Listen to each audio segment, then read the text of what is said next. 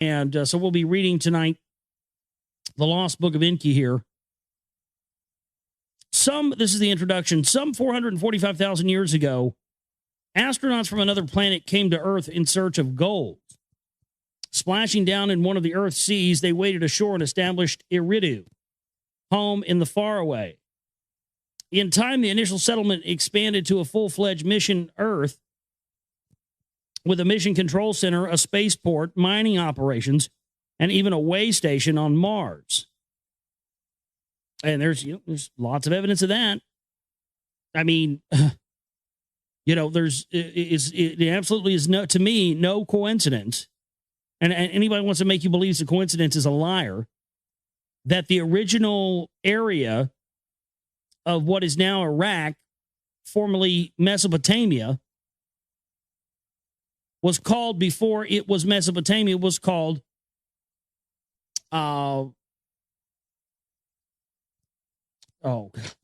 Cydonia. Sorry, I had a brain fart there for a minute.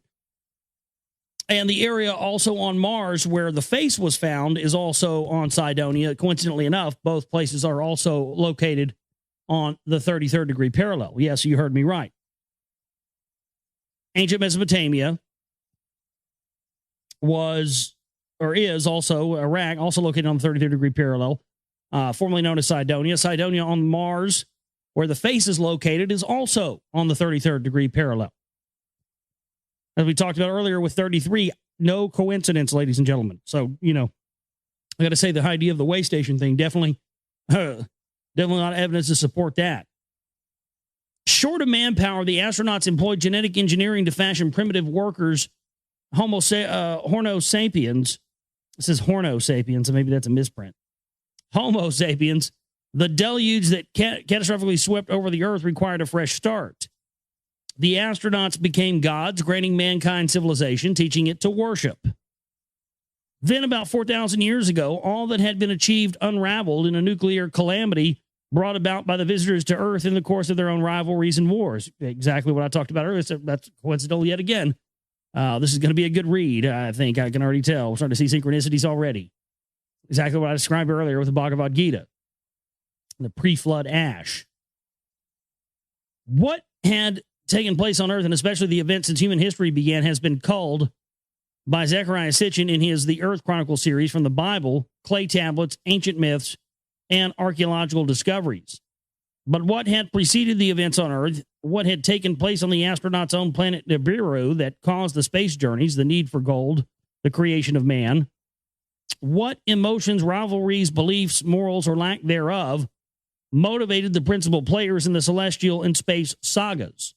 What were the relationships that caused mounting tensions on Nibiru and on Earth? What tensions arose between old and young, between those who had come from Nibiru and those who were born on Earth? And to what extent was what happened determined by destiny, a destiny whose record of past events holds the key to the future? Would it not be auspicious were one of the key players an eyewitness and one who could distinguish between fate and destiny to record for posterity the how and where and when and why of it all, the first things and perhaps the last things? But that is precisely what some of them did do, and foremost among them was the very leader who had commanded the first group of astronauts. Scholars and theologians alike now recognize that the biblical tales of creation, of Adam and Eve, the Garden of Eden, the Deluge, the Tower of Babel, were based on texts written down millennia earlier in Mesopotamia. Now, keep in mind as well, folks, this is, again, why in 2003, in the invasion of Iraq, they went into the Iraq National Museum, stole all the artifacts pertaining to ancient Mesopotamia, the little reptilian alien statues, all the cylinder seals, all that stuff. This is why.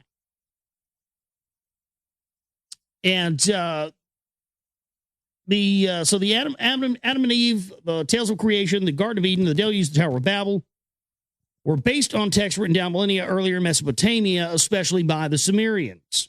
And they, in turn, clearly stated that they obtained their knowledge of past events, many from a time before civilizations began, even before mankind came to be, from the writings of the Anunnaki. From those from heaven to earth came the gods of antiquity. As a result of a century and a half of archaeological discoveries in the ruins of the ancient civilizations, especially in the Near East, a great number of such early texts have been found. The finds have also revealed the extent of missing texts, so-called lost books, which are either mentioned in discovered texts or are inferred from such texts, or that are known to have existed because they were cataloged in royal or temple libraries. Sometimes the secrets of the gods were partly revealed in epic tales, such as the Epic of Gilgamesh. That disclosed the debate among the gods that led to the decision to let mankind perish in the deluge, or in a text titled Atra Hasis, which recalled the mutiny of the Anunnaki who had toiled in the gold mines that led to the creation of primitive worker earthlings.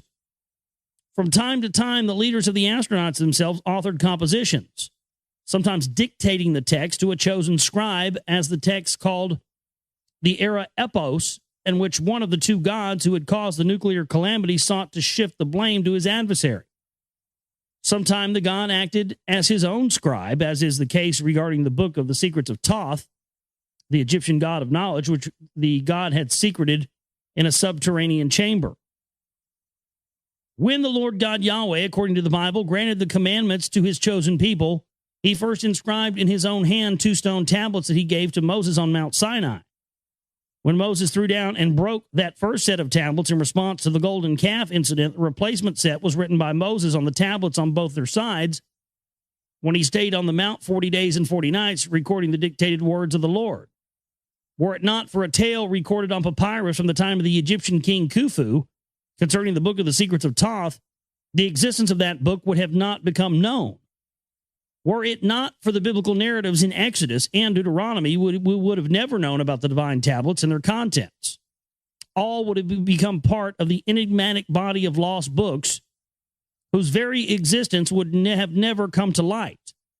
No less painful is the fact that in some instances we do know that certain texts had existed, but are in the dark regarding their contents. Such is the case regarding the Book of the Wars of Yahweh and the Book of Dasher, or also known as the Book of Righteousness, which are specifically mentioned in the Bible. In at least 2 instances, the existence of olden books, earlier texts known to the biblical narrator, can be inferred chapter 5 of Genesis with the statement, "This is the book of the Toldoth of Adam." The term Toldoth being usually translated as generations, but more accurately meaning historic or genealogical record. Yeah, the book of, the Adamic, the record of Adam, or the genealogy of Isis. That's what it really means. That's what the book of Genesis means.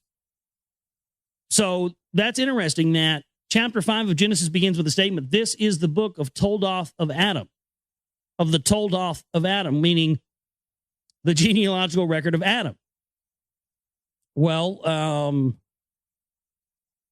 Adam supposedly is is what we know in Egyptian mythology as you have Isis, Osiris, and Horus. And that's the Trinity. That's where what we know as the Holy Trinity comes from. It's just amazing stuff. Wow. So that's exactly what the book of Genesis means. Yeah. So this is the book of Toldoth of Adam. The term Toldoth being usually translated as generations or meaning historic or genealogical record. The other instances in chapter 6 of Genesis where the events concerning Noah and the deluge begin with the words, "These are the Toldoth of Noah." Indeed, partial versions of a book that became known as the Book of Adam and Eve have survived over the millennia in Armenian, Slovak, Syriac, and Ethiopic languages. And the Book of Enoch, one of the so-called apocryphal books that were not included in the canonized Bible. They contain segments that are considered by scholars to be fragments of a much earlier book of Noah. An oft-quoted example of the extent of lost books is that of the famed Library of Alexandria in Egypt. Established by the general Ptolemy after Alexander's death in 323 BC, it was said to have contained more than 500,000 volumes of books inscribed on a variety of materials, clay, stone, papyrus, parchment, etc. That great library, where scholars gathered to study the accumulated knowledge, was burnt down and destroyed in the wars that extended from 48 BC to the Arab conquest in AD 642. What has remained of its treasures is a translation of the first 5 books of the Hebrew Bible into Greek and fragments retained in the writings of some of the library's resident scholars. It is only thus that we know that the Second King Ptolemy commissioned, circa 270 BC, an Egyptian priest whom the Greeks called Mantho, to compile the history and prehistory of Egypt. At first, Mantho wrote, only the gods reigned there, then demigods, and finally, circa 3100 BC, pharaonic dynasties began. The divine reigns, he wrote, began 10,000 years before the flood and continued for thousands of years thereafter, the latter period having witnessed battles and wars among the gods. In the Asiatic domains of Alexander, where reign fell into the hands of the general, Seleucus and his successors, a similar effort to provide the Greek servants with a record of past events took place. A priest of the Babylonian god Marduk, Berosus, with access to libraries of clay tablets whose core was the temple library of Haran, now in southeastern Turkey, wrote down in 3 volumes a history of gods and men that began 432,000 years before the deluge, when the gods came to earth from the heavens, listing by name and reign durations the first 10 commanders. Berosus reported that the first leader, dressed as a fish, waded ashore from the sea. He was the one who gave mankind civilization, and his name, rendered in Greek, was Cams. Dovetailing in many details, both priests thus rendered accounts of gods of heaven who had come to earth of a time when gods alone reigned on earth, and of the catastrophic deluge. In the fragmentary bits and pieces retained in other contemporary writings from the 3 volumes, Berosus specifically reported the existence of writings from before the great flood stone tablets that were hidden for safekeeping in an ancient city called Sippar, one of the original cities established by the ancient gods. Though Sippar, as were other pre-diluvial cities of the gods, was overwhelmed and obliterated by the deluge, a reference to the pre-diluvial writings surfaced in the annals of the Assyrian king Ashurbanipal when archaeologists in the 19th century found the ancient Assyrian capital, Nineveh. Until then known only from the Old Testament, they discovered in the ruins of a palace with the remains of some 25,000 inscribed clay tablets. An assiduous collector of olden texts, Ashurbanipal boasted in his annals, "The god of scribes has bestowed upon me the gift of the knowledge of his art. I have been initiated into the secrets of writing. I can even read the intricate tablets in Sumerian. I understand the enigmatic words in the stone carvings from the days before the flood."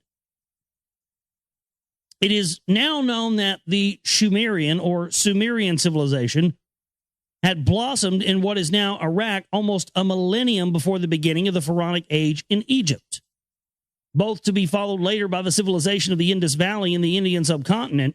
It is now also known that the Sumerians were the first to write down the annals of tales of gods and men, from which all other peoples, including the Hebrews, obtained the tales of creation of Adam and Eve, Cain and Abel, the deluge, the Tower of Babel, and of the wars and loves of the gods, as reflected in the writings and recollections of the Greeks, Hittites, Canaanites, Persians, and Indo-Europeans. As all these olden writings attest, their sources were even earlier texts, some found, but many lost. The volume of such early writings is staggering. Not thousands, but tens of thousands of clay tablets have been discovered in the ruins of the ancient Near East. Many deal with or record aspects of daily life, such as trade or workers' wages and nuptial contracts. Others, found mostly in palace libraries, constitute royal annals. Still others, discovered in the ruins of temple libraries or of scribal schools, constitute a group of canonized texts. A secret literature that were written down in the Sumerian language and then translated to Akkadian, the first Semitic language, and then other ancient languages. And even in those early writings going back almost 6,000 years, references are made to lost books, texts inscribed on the stone tablets. Among the incredible, to say fortunate, does not fully convey the miracle finds in the ruins of ancient cities and their libraries. there are clay prisms inscribed with the very information about the 10 pre-Diluvian rulers and their 432,000 years total reign to which Berosus had referred, known as the Sumerian king lists. Let me get a drink here.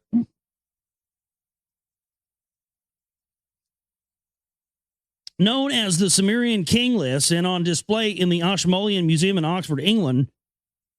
Their several versions leave no doubt that the Sumerian compilers had access to some earlier common or canonized textual material. Coupled with other equally early texts discovered in various states of preservation, they strongly suggest that the original recorder of the arrival, as well as of the preceding events and certainly of the following events, had to be one of those leaders, a key participant and an eyewitness. One who had been an eyewitness to all those events. Indeed, a key participant in them was the leader who had splashed down with the first group of astronauts. At that time, his epitaph name was Ea, E-A, he whose home is water.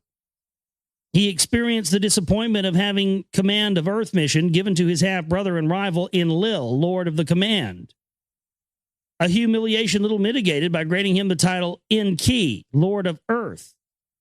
Relegated away from the cities of the gods and their spaceport in the Eden, E-D-I-N, which, of course, Eden, to supervise the mining of gold in the Abzu, which was in southeastern Africa. It was Ea Enki, a great scientist who came across the hominids who inhabited those parts. And so when the Anunnaki toiling in the gold mines mutinied and said, "No more," it was he who realized that the needed manpower could be obtained by jumping the gun on evolution through genetic engineering, and thus did the Adam, literally, he of the earth, earthling, came into being. As a hybrid, the Adam could not procreate. The events echoed in the biblical tale of Adam and Eve in the Garden of Eden record the second genetic manipulation by Enki that added the extra chromosomal genes needed for sexual procreation. And when mankind proliferating did not turn out the way it had been envisaged, it was he, Enki, who defied his brother Enlil's plans to let mankind perish in the deluge. The events whose hero has been called Noah in the Bible and Zusudra in the earlier original Sumerian text. The firstborn son of Anu, Nibiru's ruler Ea Enki, was well versed in his planets and its inhabitants' past. And this is where I started to already have problems with this. I'm not convinced that they were. I don't believe 100% what they tell us. You know, the Anunnaki came from Nibiru and all that. I don't believe that. I still think that's a red herring. But that's what you always see Sitchin referring to, and I still just don't. The archaeological stuff doesn't point in that direction. It points more in the direction of Sirius or Cygnus or Polaris. I mean, it just doesn't point in the direction of some planet that we have, we may or may not have ever even really identified. We have hard evidence that points archaeological things like the pyramids and Göbekli Tepe, and I mean, you've got all these ancient megalithic sites all around the world lined up to stars, to certain systems. And then you see things like the Freemasons being obsessed with Sirius and the whole star system's there, and then the Dogon. And I mean, I just have a hard time believing that the Anunnaki came. They just don't seem to have come from within our own solar system. I have a hard time believing that. An accomplished scientist, he bequeathed his most important aspects of advanced knowledge of the Anunnaki, especially to his two sons, Marduk and Ningishzida, who as Egyptian gods were known there as Ra and Thoth, respectively. But he also was instrumental in sharing with mankind certain aspects of such advanced knowledge by teaching to selected individuals the secrets of the gods.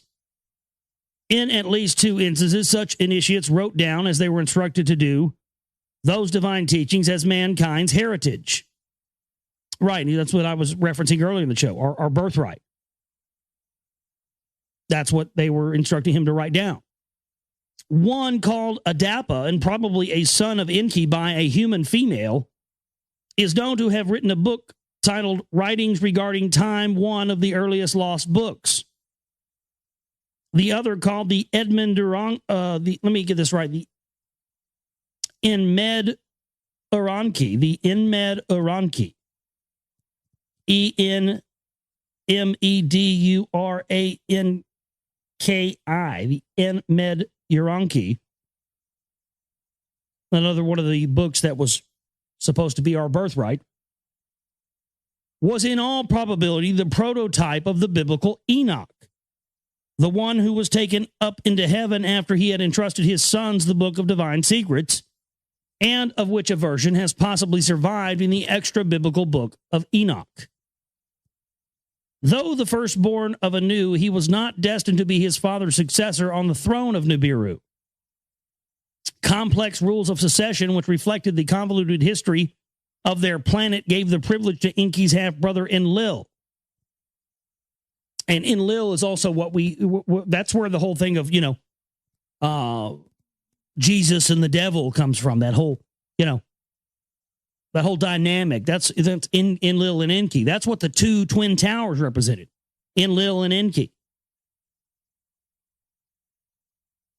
It's a pretty good signal of bringing those things down, bringing down Enlil and Enki, that, these custodial rulers definitely, you want to get down to who really pulled off 9/11, there you go.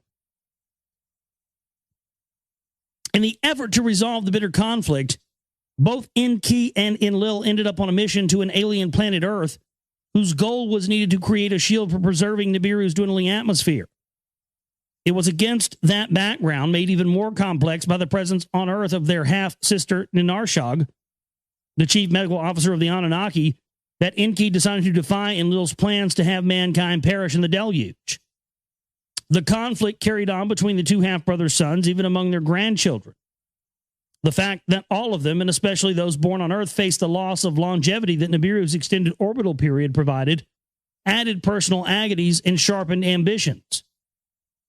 It all came to a climax in the last century of the third millennium BC, when Marduk, Enki's firstborn by his official spouse, claimed that he and not Enlil's firstborn son, Ninurta, should inherit the earth. The bitter conflict that included a series of wars led in the end to the use of nuclear weapons.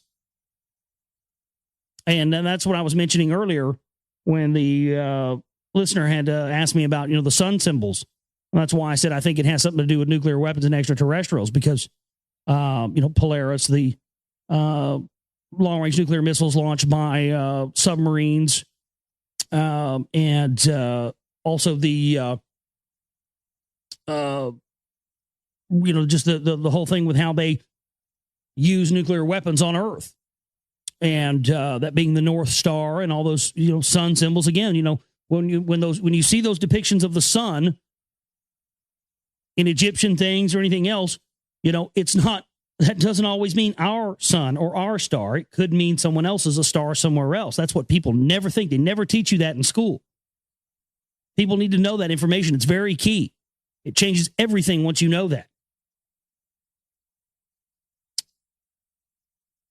The bitter conflict that included a series of wars led to the end of the use of nuclear weapons. The ensuing, though unintended, result was the demise of the Sumerian civilization. And that's true, because that's one of the things that they will admit to, actually, in a high school textbook. The Sumerians disappeared. Gone, poof, in the wind, in the dust. Some people think they got raptured out by aliens, but I think probably the more, I think what I believe is that they were vaporized by the use of these extraterrestrial nuclear weapons. And again, the reason I believe that is because, as we talked about earlier, the pre-flood ash. The initiation of chosen individuals into the secrets of the gods had marked the beginning of priesthood, the lineages of mediators between the gods and the people, the transmitters of the divine words to the mortal earthlings. Oracles' interpretations of divine utterances were commingled with the observation of the heavens for omens. And as mankind was increasingly drawn to take sides in the godly conflicts, prophecy began to play a role. Indeed, the term to denote such spokesmen of the gods who proclaimed what was to come, Nabi, was the epitaph for Marduk's firstborn son, Nabu, who had tried on behalf of his exiled father to convince mankind that the heavenly signs bespoke the coming supremacy of Marduk. These developments sharpen the realization that one must distinguish between fate and destiny. The proclamations of Enlil, sometimes even of Anu, that used to be unquestioned were now subjected to the scrutiny of the difference between Nam and destiny, like the planetary orbits, whose course had been determined and was unchangeable, and Namtar, literally, a destiny that could be bent, broken, changed, which was fate. Reviewing and recalling the sequence of events and the apparent parallelism between what had happened on Nibiru and what took place on Earth, Enki and Enlil began to ponder philosophically what indeed was destined and could not have been avoided, and what was just fated as a consequence of right or wrong decisions and free choice. The latter could not be predicted. The former could be foreseen, especially if all, as the planetary orbits, was cyclical. If what was shall be again, if the first things shall also be the last things. The climactic event of the nuclear desolation sharpened soul-searching among the leaders of the Anunnaki and raised the need to explain to the devastated human masses why it came to pass this way. Was it destined, or was it just the result of an Anunnaki-made fate? Was anyone responsible? Is there someone accountable? In the councils of the Anunnaki on the eve of the calamity, it was Enki who stood alone in opposition to the use of the forbidden weapon. It was thus important for Enki to explain to the suffering remnants that the turning point in the saga of extraterrestrials, who had meant well but ended as destroyers, had come to pass, and who but Ea Enki, who was the first to come and be an eyewitness to it all, was the most qualified to tell the people so that the future could be divined. And what was the best way to tell that it was all a first-person report by Enki himself?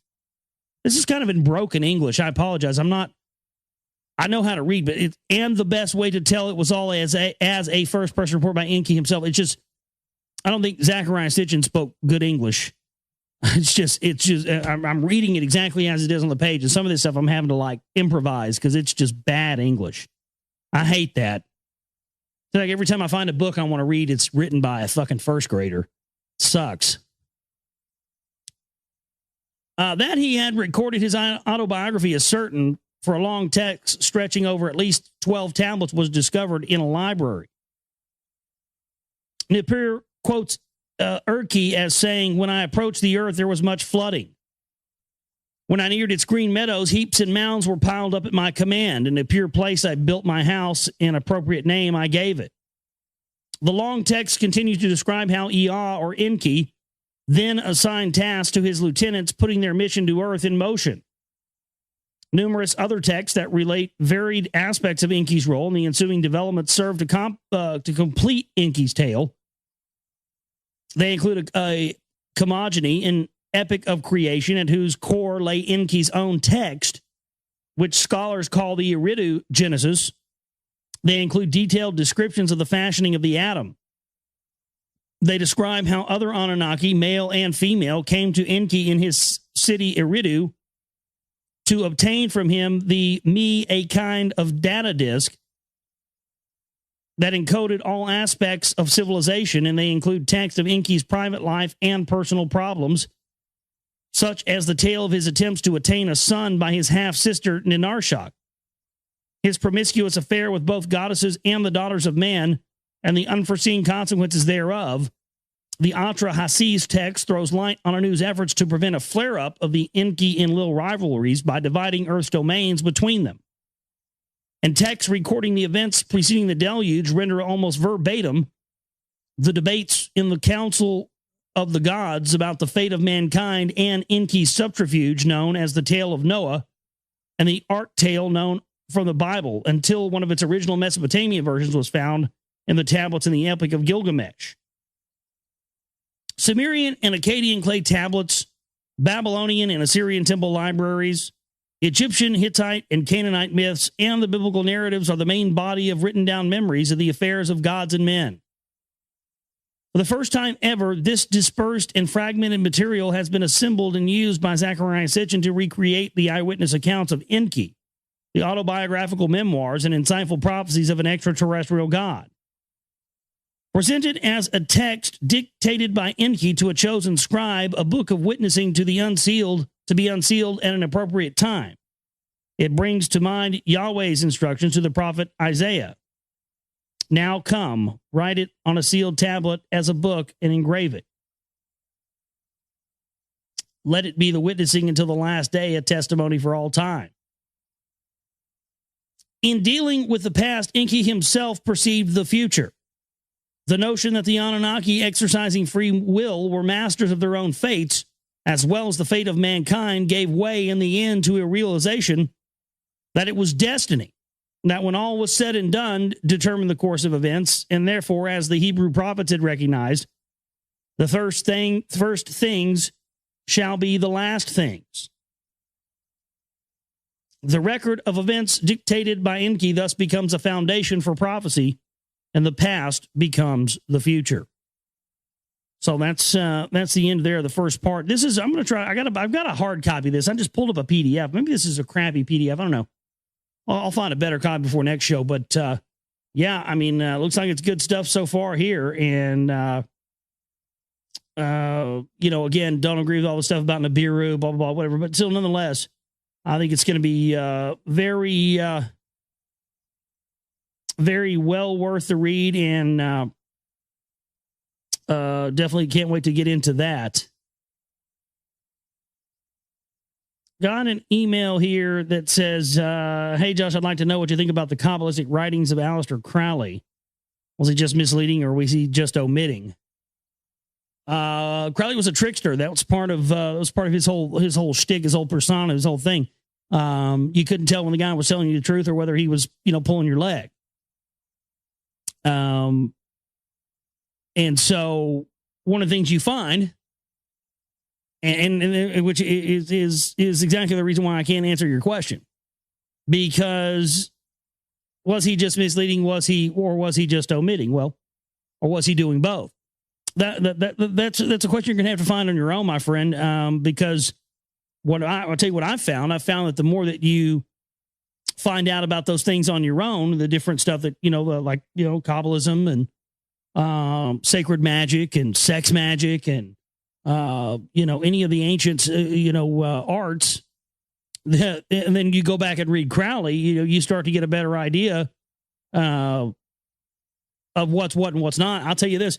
I think the guy was way more powerful and had way more power and really, really had a lot more control over a lot more things than what the history books tell us. That's really what I can tell you. That's for sure. They try to downplay it a lot, but you know, understand he was the head of the Illuminati as well at one point. I think after Giuseppe Mazzini, something like that. I think Giuseppe Mazzini passed it to him after Albert Pike had passed it to Giuseppe Mazzini.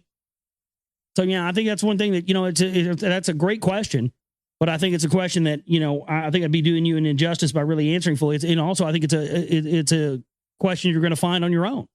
You know, as you research more and you read more and you find out new things every day, that's going to change. You know, what you believe today about something, or what you understand today about, you know, a specific issue or topic, it's going to change. It's not going to be the same a month from now, 6 months from now, a year from now, or it shouldn't be. If it is, then, you know, you're not really challenging yourself to have new beliefs and have new info. I think that as you continue to research and you continue to read more, you find the things that you thought you believed before, thought it held as, you know, that sort of changes and is constantly in flux because you're constantly learning new things. So, synopsis of the first tablet, lamentation over the desolation of Sumer.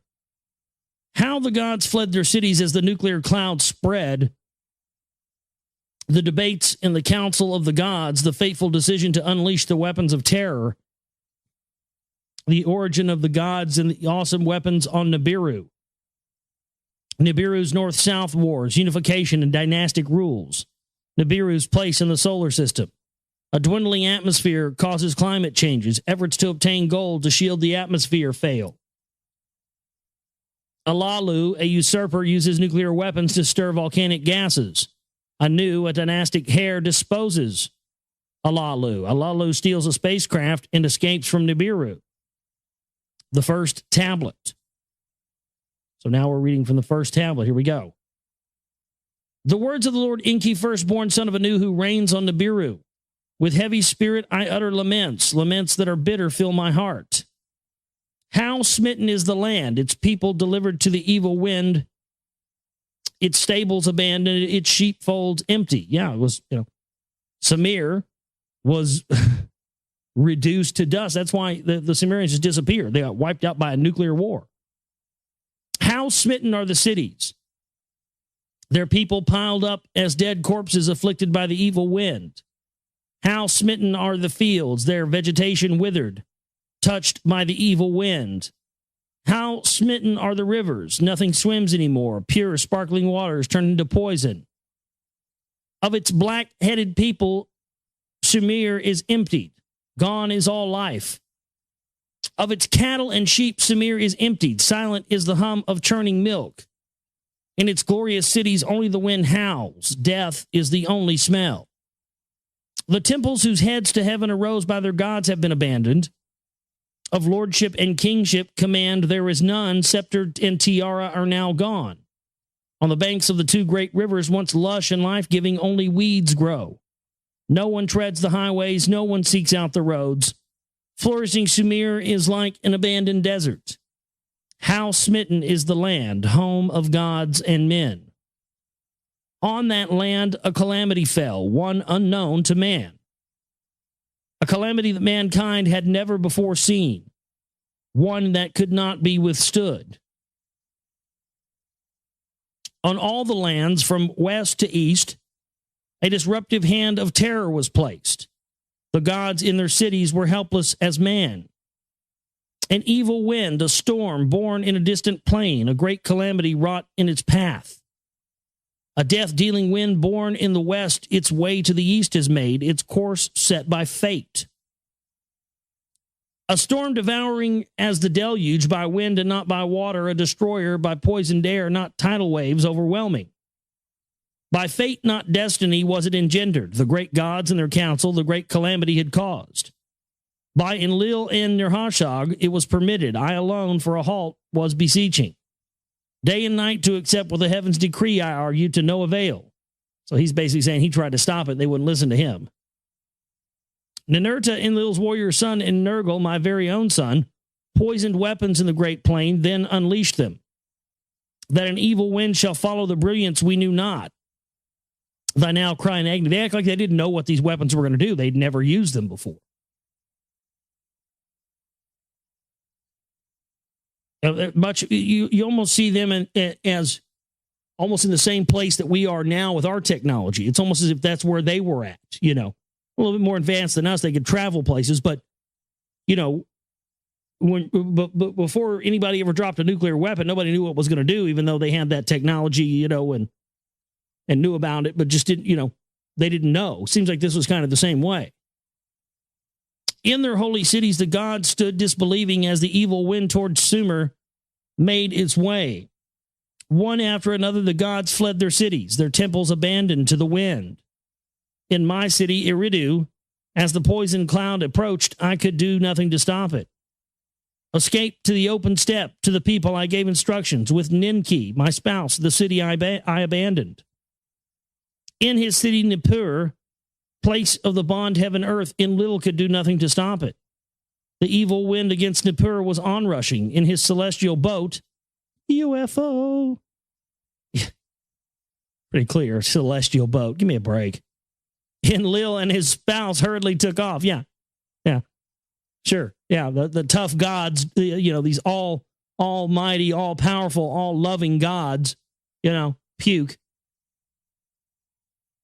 Drop nuclear weapons on us, then get in their fucking spaceships and haul ass out of here. Sounds familiar, doesn't it? As above, so below, right?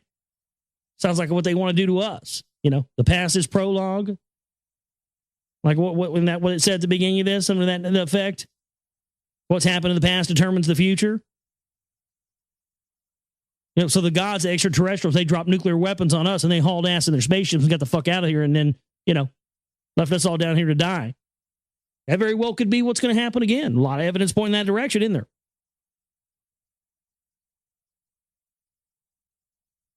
In Sumer's city of kingship, Nanar to his father Enlil for help cried. In the place of the temple that to the heaven in 7 steps rises, Nanar, the hand of fate, refused to heed.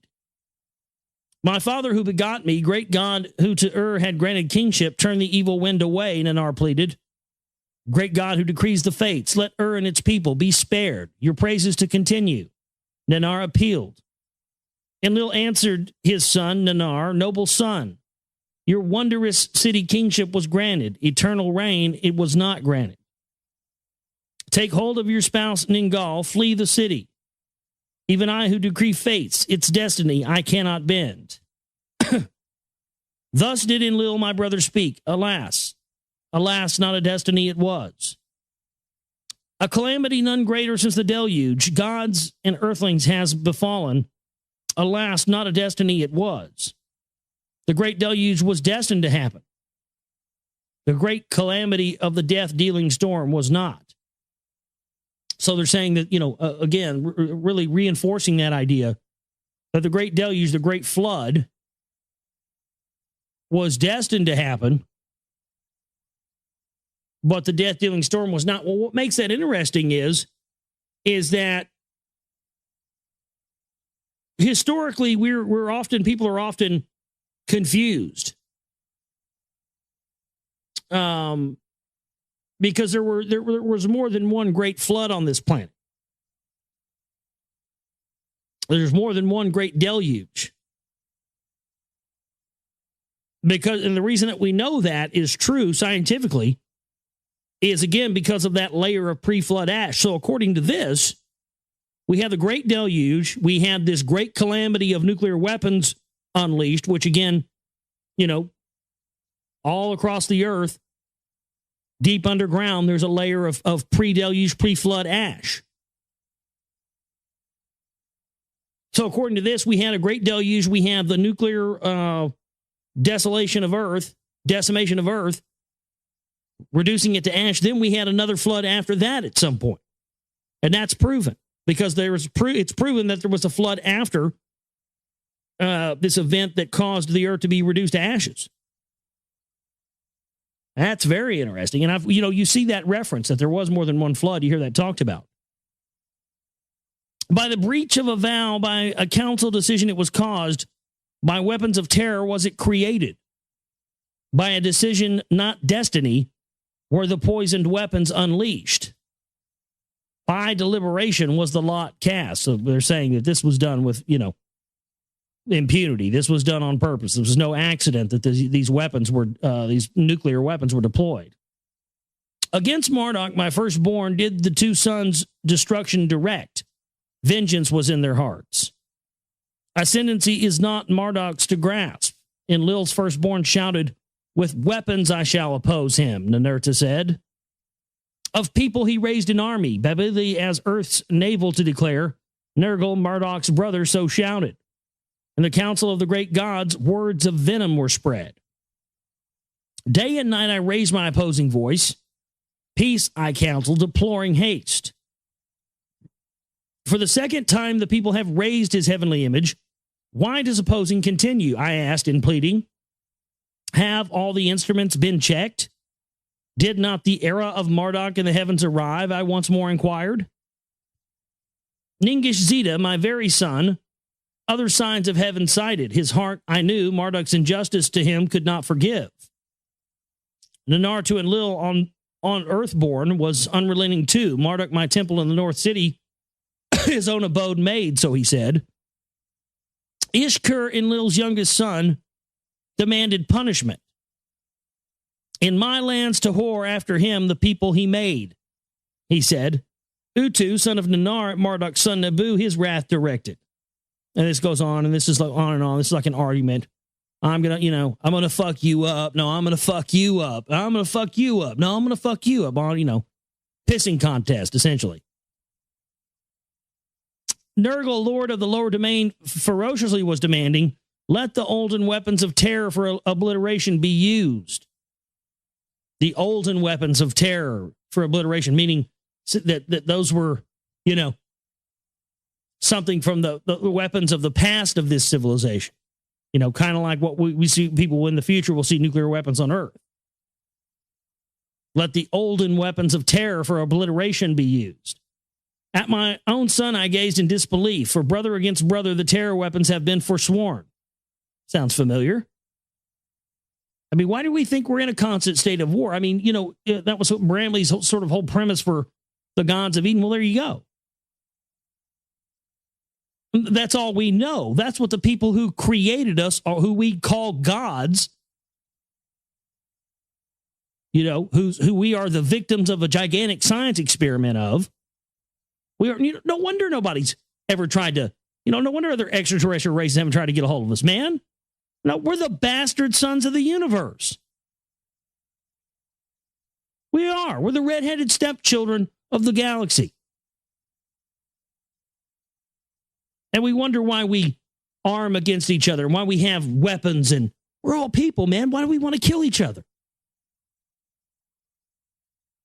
Because the people of the bloodlines who were in positions of power around the globe, from presidents to congressmen to senators to royalty to the crown to all across the board, banking houses, religious institutions, all of these bloodline people are trying to become gods themselves.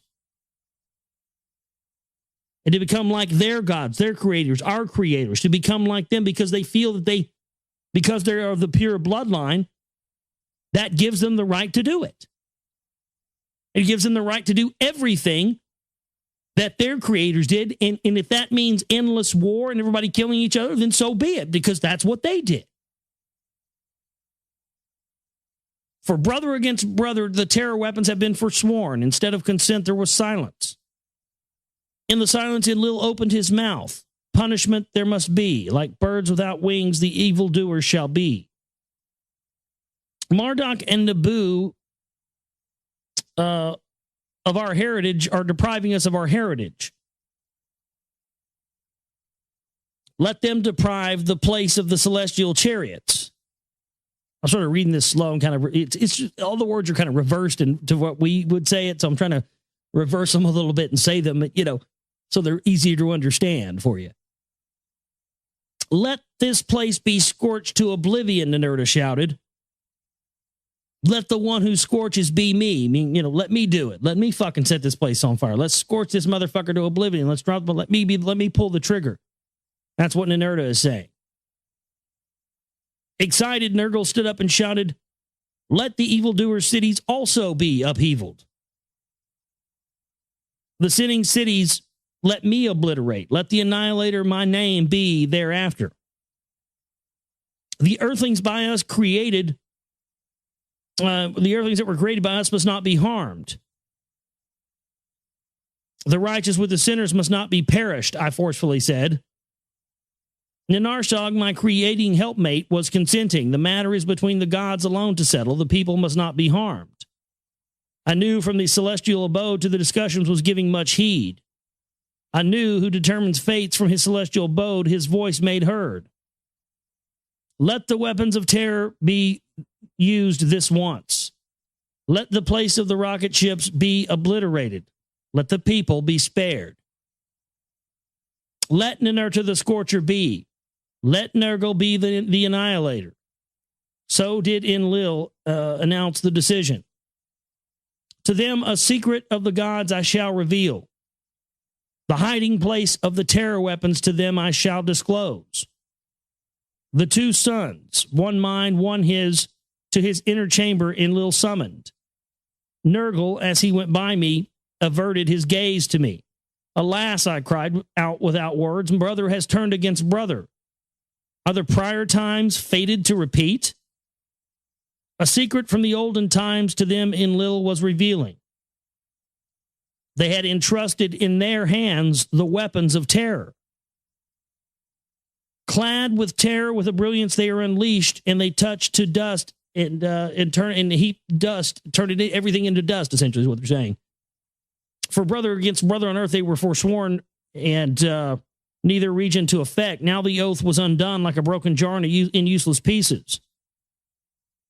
The two sons, full of glee, with quickened step from Enlil's chambers, emerge for the and the weapons depart. I mean, they launched the weapons. The other gods turned their back to the cities. None of his own calamity had a foreboding. Which means, they got the fuck out of there. Now, this is the account of the prior times and of the weapons of terror. Before the prior times was the beginning. After the prior times was the olden times. In the olden times, the gods came to earth and created the earthlings. In the prior time, none of the gods were on earth, and the earthlings were not yet fashioned. They were not yet made. In the prior times, the abode of the gods was on their own planet. Nibiru is its name. A great planet, reddish in radiance, around the sun, an elongated circuit Nibiru makes. It has a long orbit, allegedly. For a time in the cold is Nibiru engulfed, for part of its circuit by the sun strongly is it heated. So every time it does a rotation, it gets so close to the Earth that it heats up. But because it's got such a slow orbit, life was able to flourish there, essentially is what they're saying. A thick atmosphere envelops Nibiru by volcanic eruptions. All manner of life this atmosphere sustains, but without the atmosphere, there will only be dying, perishing. In the cold period, the inner heat of Nibiru keeps the planet warm, like a warm coat. In the hot period, it shields Nibiru from the sun's scorching rays. In the midst, I guess, in the springtime, it rains and it holds and releases to lakes and streams, giving rise. Lush vegetation, our atmosphere feeds and protects. All manner of life in the waters and on land has been caused to sprout. After eons of time, our own species sprouted, and by our own essence, an eternal seed was used to procreate. Which basically says, an eternal seed was used to, something came along and created them. They may be the gods that created mankind, but somebody created them too. Who was it? See, we're not even ready to ask that question as a people on this planet, are we? That if there is a god or gods, most likely that god or gods has a god too, someone who created them. Well, who is that? This is going to start to open up more questions than it is answers. As our numbers grew, to many regions of Nibiru, our ancestors spread. Some tilled the land, some four-legged creatures shepherded. They had dogs, is what it means. I knew dogs were from another planet. Fucking cats, too. Bastards. I love dogs and cats, though. They're great. Fucking love them. And sometimes, man, you get a good one. You're like, man, you are not from this planet. My cat, I don't know where the fuck planet my cat's from. He ain't from here, though. I swear he's a spy from Sirius. Tries to get on computers, gets on people's computers and type shit. It's out of control. Some lived on the mountains, some in the valleys, and made their home. Some of them made their homes in the valleys. It's saying rivalries occurred, encroachments happened, clashes occurred, sticks became weapons. Clans gathered into tribes, and then two great nations faced each other. The nation of the north took arms against the nation of the south. And it talks about that they threw spears, which they call missiles, and they weapons of thunder and brilliance. You increase the terror. So they started out with, sticks, and then it became weapons, guns, and then missiles, and then weapons of thunder. So, it kind of sounds like the evolution of our weapons, doesn't it? First it was sticks, then it was, bows and arrows and spears and all that, and swords. Then it became, bullets and missiles and weapons of thunder, which, that's our modern day weaponry, isn't it? Weather warfare, HARP and chemtrails. So, that almost, wow, that almost sounds like there was, an evolution of weapons in the same way we've seen an evolution of weapons. A war long and fierce engulfed the planet, brother amassed against brother. There was death and destruction both north and south. For many circuits, desolation reigned the land, and all life was diminished. So for many orbits, for many rotations around the sun, there was no life on Nibiru at all. Then a truce was declared and peacemaking was conducted. Let the nations be united, the emissaries said to one another. There they are forming their world order. So this is great, isn't it? They have a war, brother against brother on the whole planet. Everybody wipes everybody out except for a few, and then the few that are left form a new world order where everybody's united. Sound familiar? I mean, that's what as above, so below means, folks. That's why they take that so seriously. As in the macrocosm, so in the microcosm. I mean, it looks like this is lining up to be our fate as well. Well, you know what? Just as it said here, is it fate or is it destiny? It was destiny for that flood to happen, but it was the fate of them to be wiped out by nuclear weapons. Well, this doesn't have to be our fate. Our fate can be determined by our actions or our inactions. But if we continue to not, do anything, if we, I mean, my goodness, like I've talked about, we got listeners in like 30-something countries now. Our listenership has just been going through the roof, but yet we have 3 or 4 or 5 out of, hundreds and hundreds of thousands of listeners that donate and support our work. Are we going to choose to do like we've always done and be lazy and assume this is somebody else's problem to handle? Or are we going to step up and change fate? Because if not, then this is what is going to be our fate. If we don't get involved and do something, this is going to be our fate. We are going to suffer the same fate that the people of old did. And something tells me the elite want it that way. That's exactly what they're planning.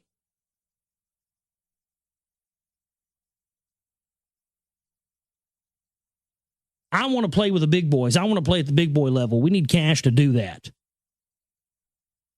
Unbelievable, man.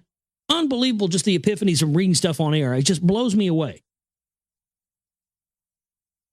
Let there be one throne on Nibiru, one king to reign over all. There it is, the new game's in town. Divide and conquer.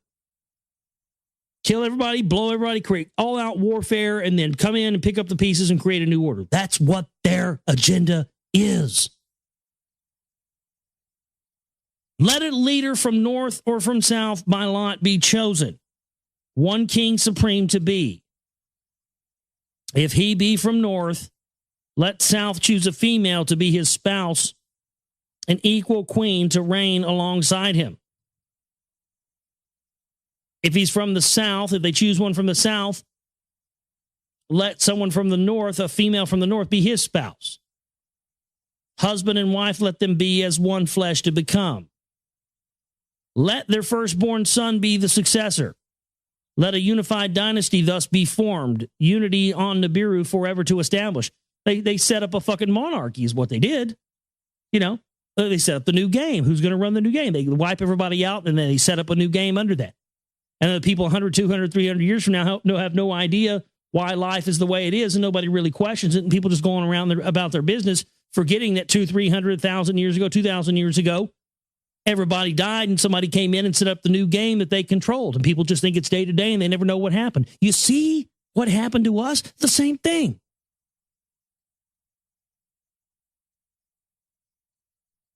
They did it here. They did it on their planet. And then they seeded us with the ability to do it again ourselves. We've gone down the same road they are.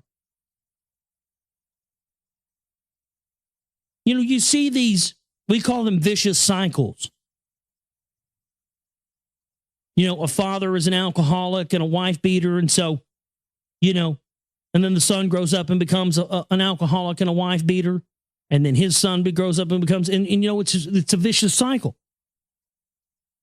But all it takes to break that vicious cycle is one person standing up and saying, no more, not me. I'm not going to be the one that continues that vicious cycle. It ends here. And that's what we have to do as a people, folks. It's our only hope. We have to say, no, we are not going to allow this to play out the way it's played out before. Every person on this planet needs to know this information. We've got to get this out to the people. People need to know that our destiny is going to be death and destruction and the setting up of a new power structure, resetting the game, resetting the table, starting it all over again. And that's exactly what they want to do because that's what their predecessors did. They're gods, the ones that tinkered on earth and created us in this whole thing. But someone can stand up to this eventually and say no more. And by God, there's never been a better time than now. It's got to be us. We have to be the ones that say, no, no, no. This vicious cycle ends here. Otherwise, it's going to continue on. And that's exactly what the elite want. And I bet they never counted on the fact we'd ever even identify it. But now that we have, it can't be held back anymore. The royal throne into one flesh combined. An unbroken line of kingship established, just like they did on earth. The first king after peace was made, a warrior of the north he was, a mighty commander. He was true and fair to the people. He was chosen because his degrees were accepted by all of the people. He built a splendid city to live in, and it was called Agade, which meant unity. So see how even the title of the city was uniting, bringing everything together, bringing together the new order.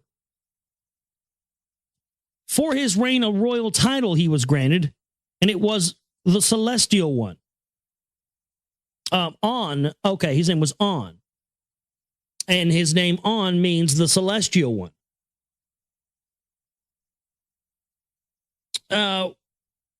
He strong-armed people into reestablishing new laws and regulations on the land.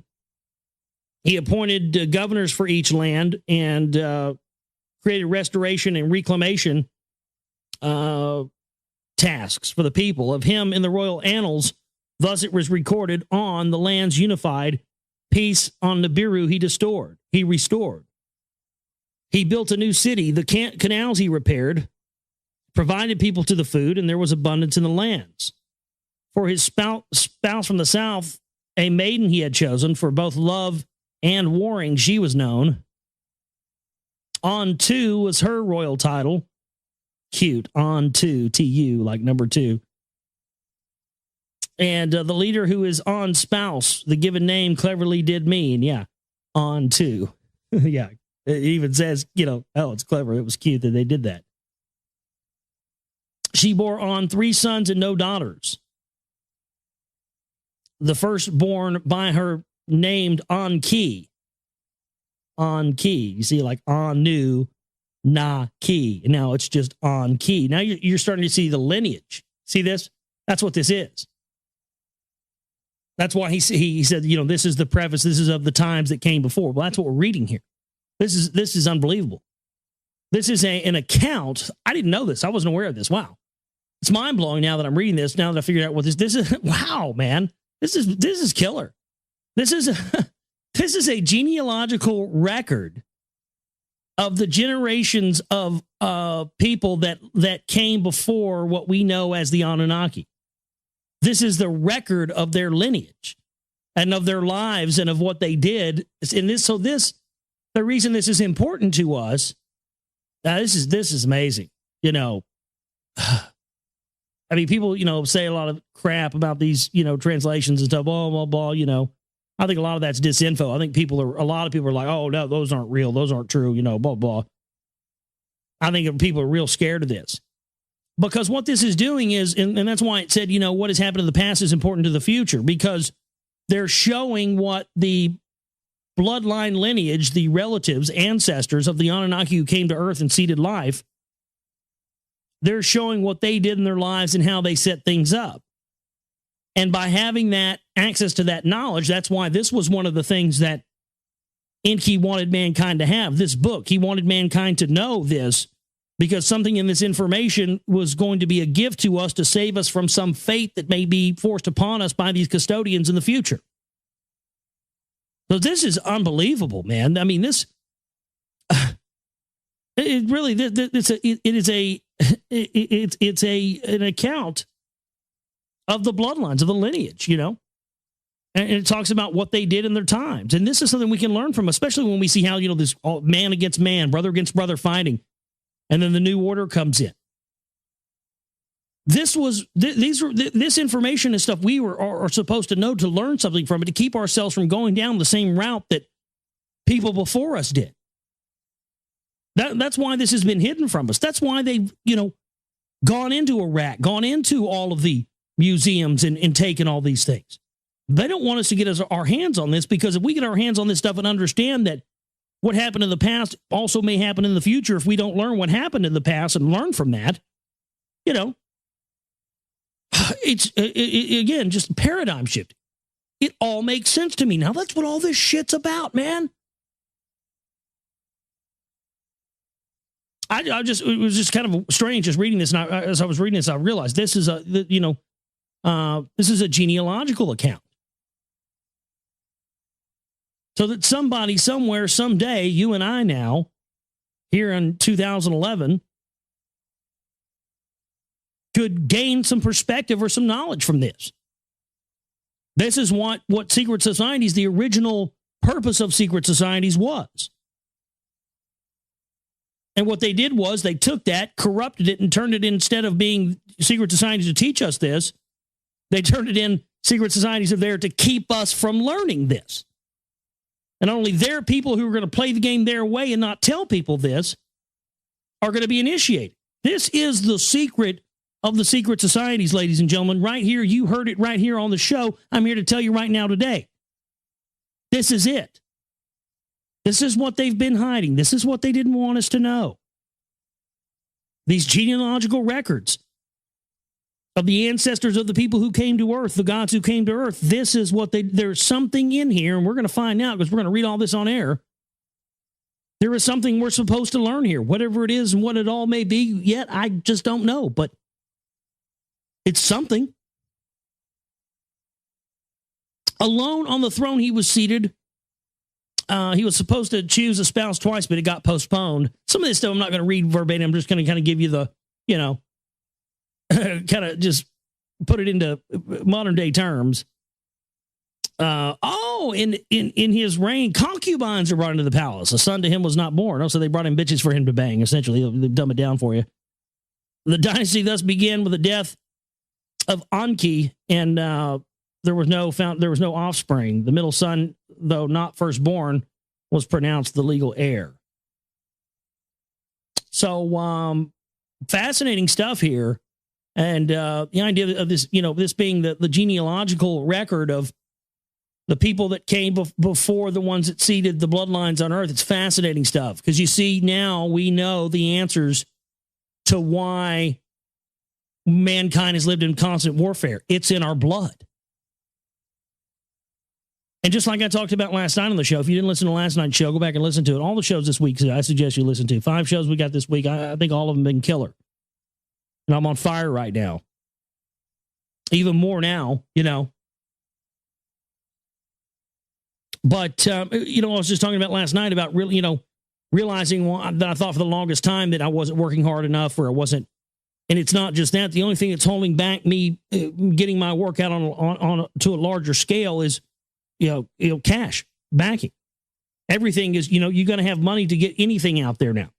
It's not about talent or anything else. It's about how much money you have to put behind something. But once I realized that, I realized that, I don't have to kill myself to do it. Trying to kill myself to do this is not the solution. It was not a hindrance. It was not a weapon against me anymore. And that's what we have to see this as. Once we're aware of this, yes, we do have it in our blood to be in constant warfare and the rest, but we can change it. Once we're aware of it and we realize that's not the way to go, and that's a mistake, and that people who existed on other planets even prior to Earth went through this, and that people thousands of years ago were trying to get a message to us saying, hey, don't go the way we did. You got it in your blood too, because you're of us and you're like us. And since you're so much like us, you're going to go the same route we did, and a lot of people are going to die, and it's not going to be good. Here's the warning. And the elite who set up the priest class, who set up the banking houses, the religions, the power structure, the crown, the authority, the tyranny, everything, said we can't allow them to know this because we won't be able to rule if they know it. We are pushing the envelope now. I mean, can you feel it? We are in the age of awakening, folks. This is it. All is going to be revealed. It is being revealed right now on this show as you're listening. We are the generation that this stuff has to stop with. We have the information. We have the power. Our task now is to wake the people up from their slumber, and it's time to stop playing nice. I hope you'll send this broadcast to somebody. I hope you'll get it out there when it appears on YouTube, when it appears on my archives. Get it out there. Let people hear it, man. Let's do this. All right, let's get into Lost Book of Enki for you here tonight.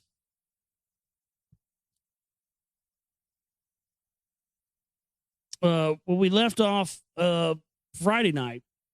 The gentleman in Dubsar who was scribing the words of Enki for this tablet had just been relieved of his duties and had been successful in scribing this book for Enki on this, esoteric tablet that sounded like some kind of computer system. Well, we talked about how, the pen was made of a crystal, it like etched it into the tablet. So we're picking up where after he comes to his senses after being the scribe for Enki here. My life senses returned to me as if awakened from the deepest sleep by the sound of the calling of my name. I was in some kind of an enclosure. It was dark, but there was also an aura. Then my name was called again by the deepest of voices, and although I could hear it, I could not tell whence the voice came, nor could I see whoever it was that spoke, and I said, "Here I am." Oh, wait, I've already read this. Did we get our page thrown off here?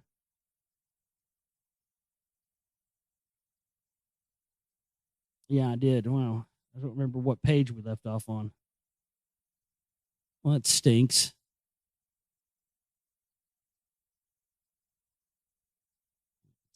Let me just scroll through the page. Bear with me for a minute.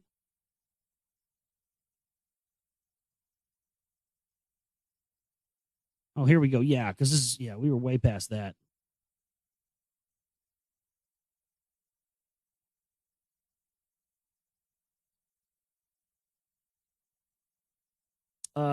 This is basically continuing on the sort of genealogical history of the ancestors of the Anunnaki who came to Earth and seeded life on Earth, and so this is their historical and genealogical record here.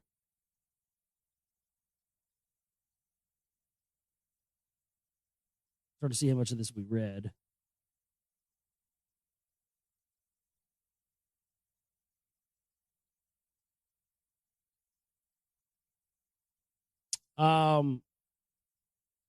It's talking essentially about how there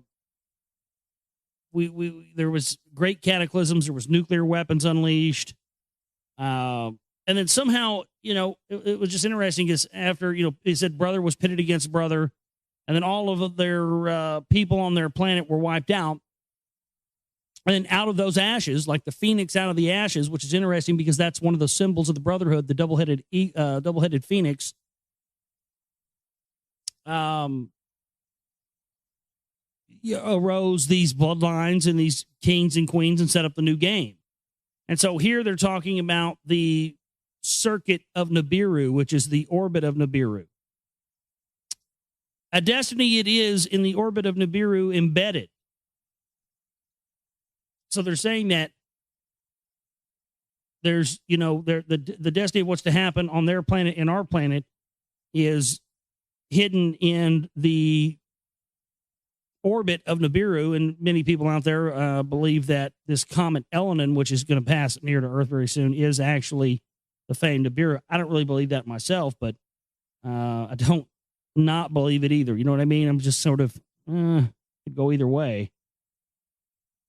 Others of knowledge of the orbit did not consider the Nibiru's destiny to be tied with that orbit. They found that there was a breaching in their atmosphere. Volcanoes, the atmosphere were belching and spitting up. I'm sort of, as I was doing Friday night, I'm sort of kind of going over. Some of this stuff is in kind of a weird, it doesn't really translate well in modern day English. I'm kind of just summarizing it all for you because it just sounds dumb to read. Volcanoes, the atmosphere forbear, less belching were spitting up. I'd rather just say there were volcanoes and shit was coming out of them, Nibiru's air has been made thinner. The protective shit lid has been diminished. I think it's supposed to say shield, but it says shit lid. Is that what they call it in ancient Samaria? The shit lid? Yeah, get that shit lid up there, boy, before we burn to death. Ah, damn, put some duct tape and some baling wire on it. Do whatever you got to do. Keep us from burning up. I think Bill Hicks was right. We've been invaded by rednecks from another world. In the reign of Anshar and Kishar, pestilences appeared, and they could not overcome them. Their son Anshar ascended to the throne, and he was of the sixth dynasty of rule on Nibiru. His name became Master of the Shar. With great understanding, he was born. So when he was born, he was already, he already had knowledge when he was born. He was born with a great knowledge of something. With much learning, he mastered much knowledge. To remedy the afflictions in the ways he sought to remedy the afflictions of people. And he spent much time studying the orbit of Nibiru. In its looping of the sun, 5 family members embraced the planets of dazzling beauty for cures to the afflictions of their atmosphere. He examined the atmosphere. So they were finding out that people were dying on their planet, and the reason that was because of their atmosphere being depleted. To each he gave a name. Ancestral forefathers he honored as heavenly couples. He considered them. On and Onto were like twin planets. He called the first two that he encountered On and Onto. Beyond Nibiru's orbit were Anshar and Kishar, and they were the largest in size. As a messenger, Gaga among the others, course, sometimes first Nibiru meet. I think Gaga is Jupiter or Saturn or one of those. So there's your occultic reference and your occultic explanation behind Lady Gaga. Oh, you didn't know that? Yeah, that's where they came from. It's all, I mean, come on. She's Italian, too. Give me a fucking break. These guys in the priest class that run the music industry and all this, they're all well aware of this stuff. I mean, in every one of her videos, Lady Gaga's videos, one of her first videos, there's, Sirius in the background to the twin dogs. I mean, there's occultic stuff in every single one of those. That's not there by mistake. And it's not put there by her either. Don't confuse that. The most of the time, the guys in the A&R departments at the major record labels are the ones that are the occultists and are into this. And, they suggest, hey, you should put this in there. And they say, oh, okay, cool, whatever you want, yay. Give me some more Coke and $1 million. I'll do whatever you want. 5 in all were Nibiru's heavenly greeters as the sun it circled. Beyond, like a boundary, the hammered bracelet of the sun encircled. As a guardian of the heavens' forbidden region with havoc, it protected. Other children of the sun, 4 in number from intrusion, the bracelet shielded. The atmospheres of the great 5 greeters Inchar set out to study. So some sort of loop, which interesting because I've just had this story here tonight and I already closed out of it, damn it. Let me see if I can get back to it. That's just odd that it's talking about this bracelet that came from the sun that actually protected part of their atmosphere during the time in which it came around. And I had this story here tonight, and I didn't cover it. And I was thinking, no, I'll just skip that one. Here it is. Kind of seems synchronistic now. Maybe there's a connection to this. It says, it's from the Daily Mail, discovery of magnetic ropes that cause solar storms will help prepare Earth for space weather damage. So they discovered these ropes that precede these solar flares, which should be able to help us be able to understand when these are going to happen and protect against them. And I'll put a link to that in the chat room so you can check it out on your own, but it just seems highly coincidental and seems almost very similar to what they're describing here as this. Maybe it was something about these ropes, as they're calling here in this Daily Mail article. Maybe that's what the bracelet was, shielding the planet. In its repeating orbit, the 5 in Nibiru's loop carefully were examined. The 5 planets in the same orbit as Nibiru were carefully examined. They observed what types of atmospheres that these planets possessed. And with celestial chariots, they intensely were examined. Oh, right. So they sent spaceships to examine the planets closer. That's what it is, celestial chariots. Come on. The findings were astounding. The discoveries confusing. From orbit to orbit, Nibiru's atmosphere seemed to have more breaching. In the councils of the learned, cures were avidly debated. Ways to bandage the wound were urgently considered. A new shield to embrace the planet was attempted. All that was thrust up back to the ground came down. And the councils of the learned, the belching volcanoes were studied.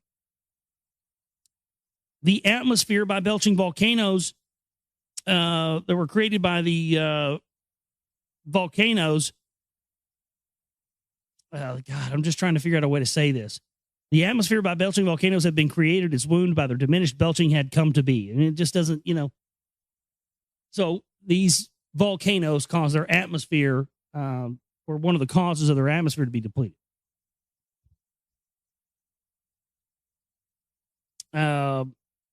And it says here that they basically figured out how to make a new invention that would utilize the volcanoes to basically solve their problem. And so they were actually trying to get the volcanoes to keep spewing, even though they wanted them to stop before. Now they were hoping that the volcanoes would start to spew again because whatever solution they come up with needed that to happen in order for it to work. In the reign of Inshar, the breach in the skies grew bigger. It didn't rain. The wind blew harder. And there was no water that came out of the ground. In the lands, there was an accusation the breasts of mothers were dry. In the palace, there was distress, and an accusation therein took hold, as first his wife, Inshar, a half-sister, did espouse by the law of the seed abiding. Ninshar, she was called, who bears the shars of the lady, a son she did not bear. By a concubine to Inshar, a son was born. The firstborn son he was. By Ninshar, first wife and half-sister, a son was not brought forth. By the law of succession, the concubine's son to the throne ascended.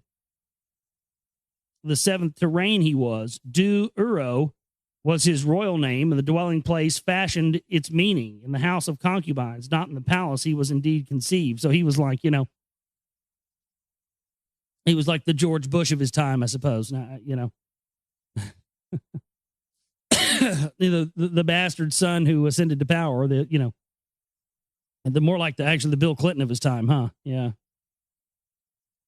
I don't know if they still know who Bill Clinton's dad was. His mom was a dirty, dirty whore. Damn, man. She fucked so many dudes. They didn't know who the fuck Bill's dad was. I think somebody said it was, that guy from Hee Haw.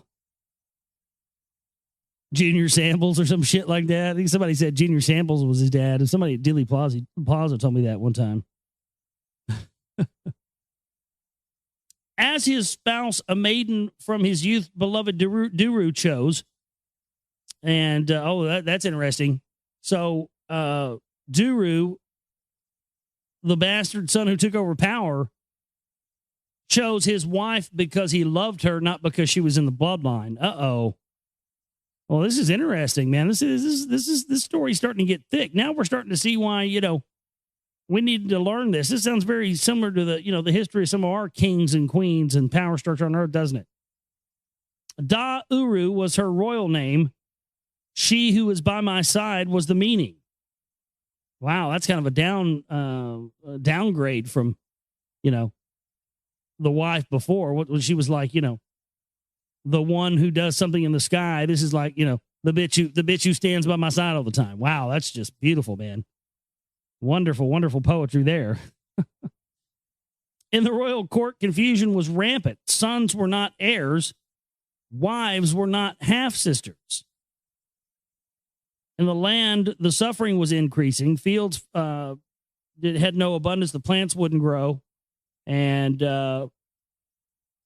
among the people, fertility was diminished. I mean, nobody was getting pregnant, means nobody was being born, so their population was diminishing fast. In the palace, fertility was absent. Neither son nor daughter was brought forth.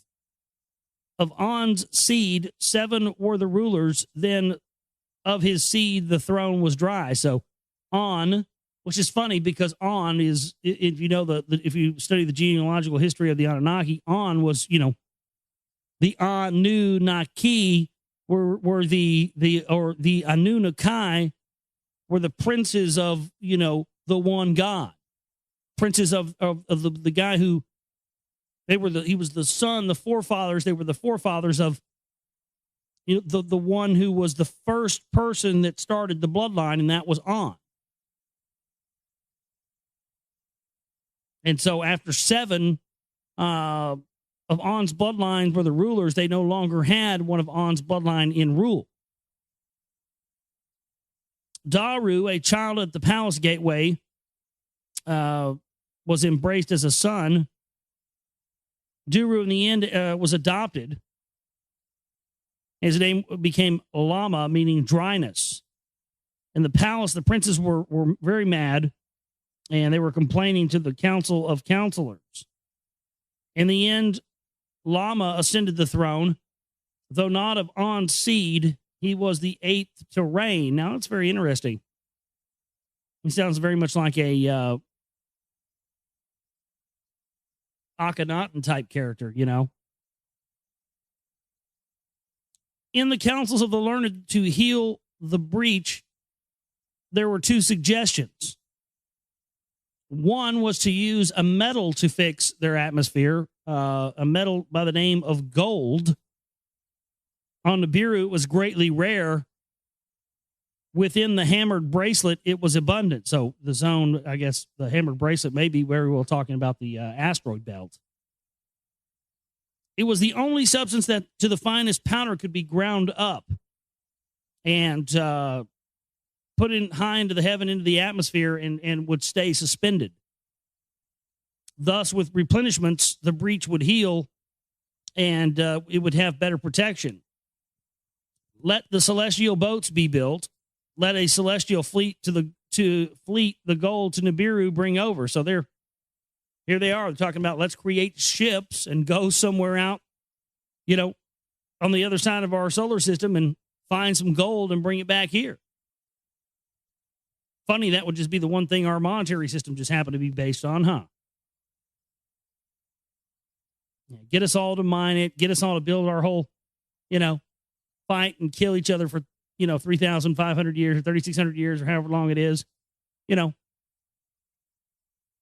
then create this power structure, then get everybody to hoard it in one spot. And then when the Anunnaki come back and tell us, pathetic earthlings, bow down to me.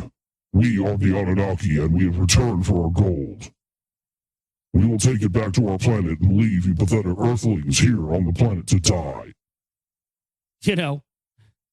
Stranger things have happened. Probably what it's going to be, isn't it? Folks, you're going to have to get this gold right now, folks, because Anunnaki want to take the gold away from you, folks. Ted's got a great deal on Jugo for you today, and you need to get it now, because you don't have much time left, folks. The Anunnaki are going to take your gold, folks, and I'm fucking mad about it. Yeah, you'll probably hear that before it's over with.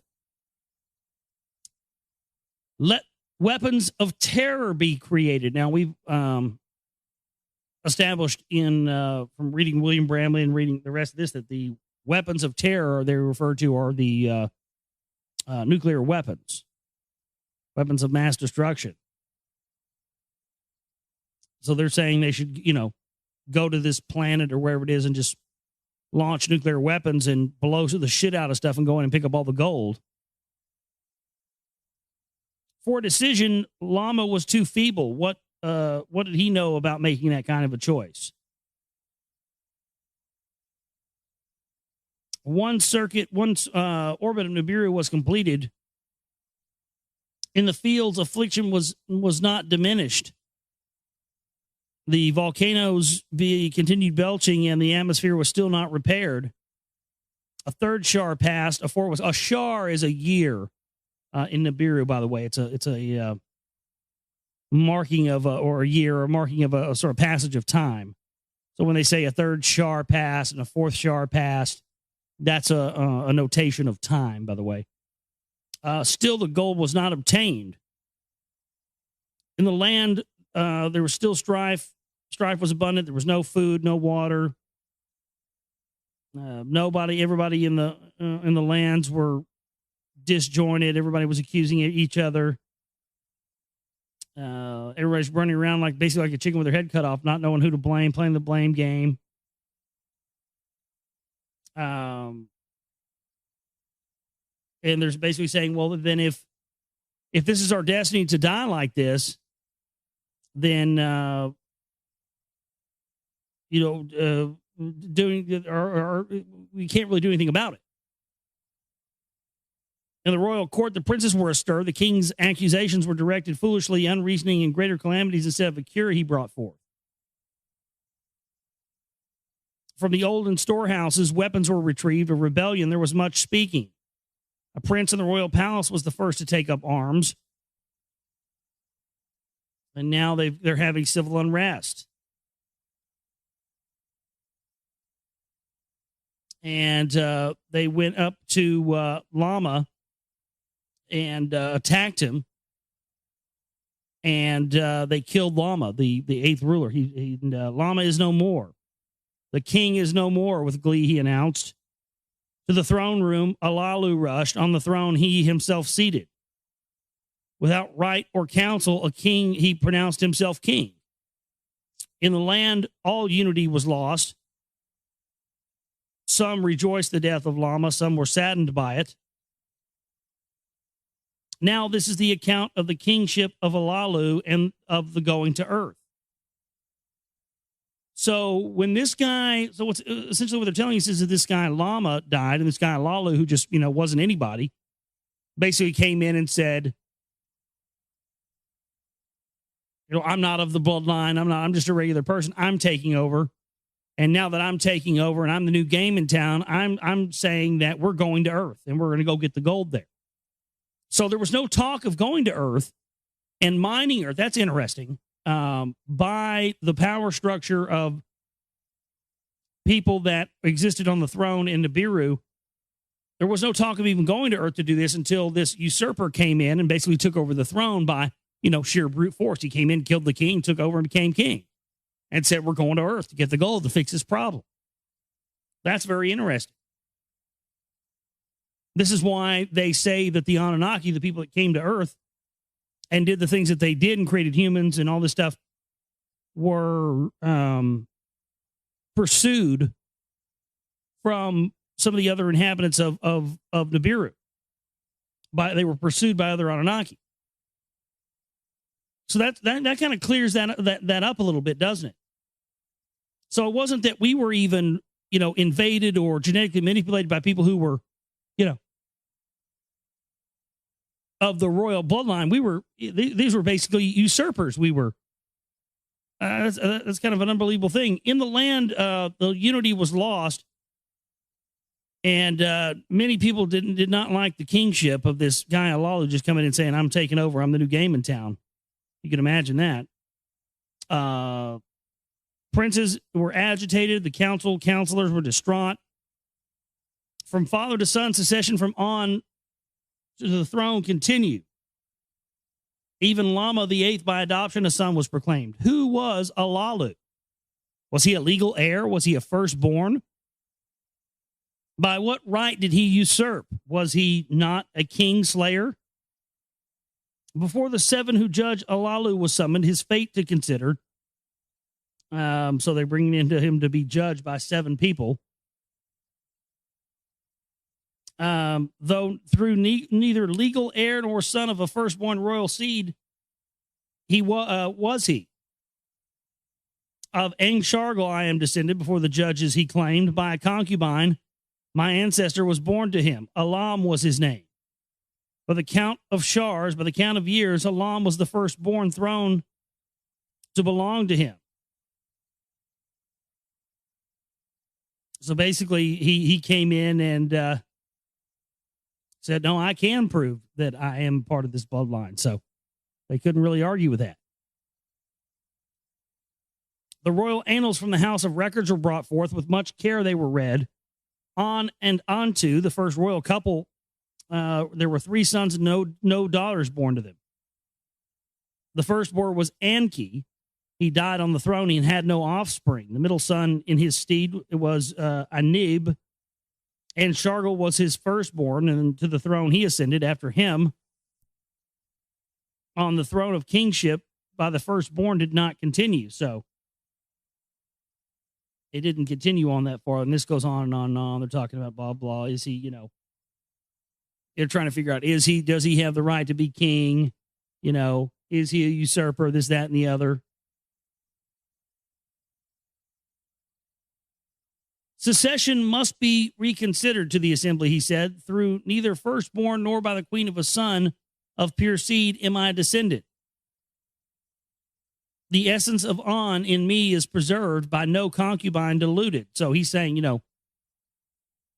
basically, yes, she had, On had, my father had sex with, a person who wasn't of the bloodline, but it didn't dilute it. I'm still part of he's trying to just convince these people that he is one of them through the bloodline so that he can, maintain power.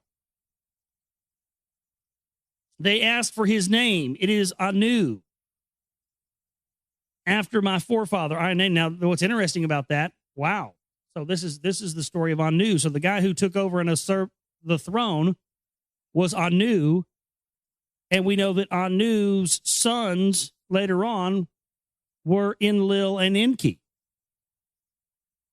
So Enlil and Enki, who allegedly caused all this havoc on Earth, the flood and genetic manipulation and all this stuff, and seeding mankind with these phony religions, were the result of someone who may or may not have actually been a part of the royal bloodline. So if that's true, and these people that are in charge and power today, and presidents, kings, queens, power structure all over the world, that are part of this bloodline, and they're basing their whole divine right to rule on the fact that they're a part of these bloodlines, right? If that's true,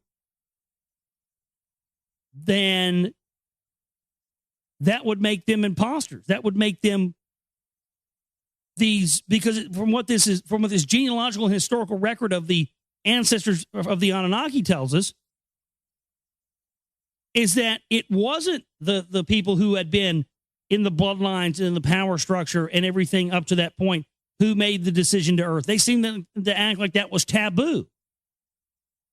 Then this guy comes in, kills the king, takes over, and then goes through this big, long drawn-out ordeal of being in front of the council and show, oh, look at me, and and I came from this bloodline, and my baby daddy was over here, and he fucked this whore, the concubine, and just because she's a whore doesn't mean I'm not a part of the bloodline. All this convincing going on, you see.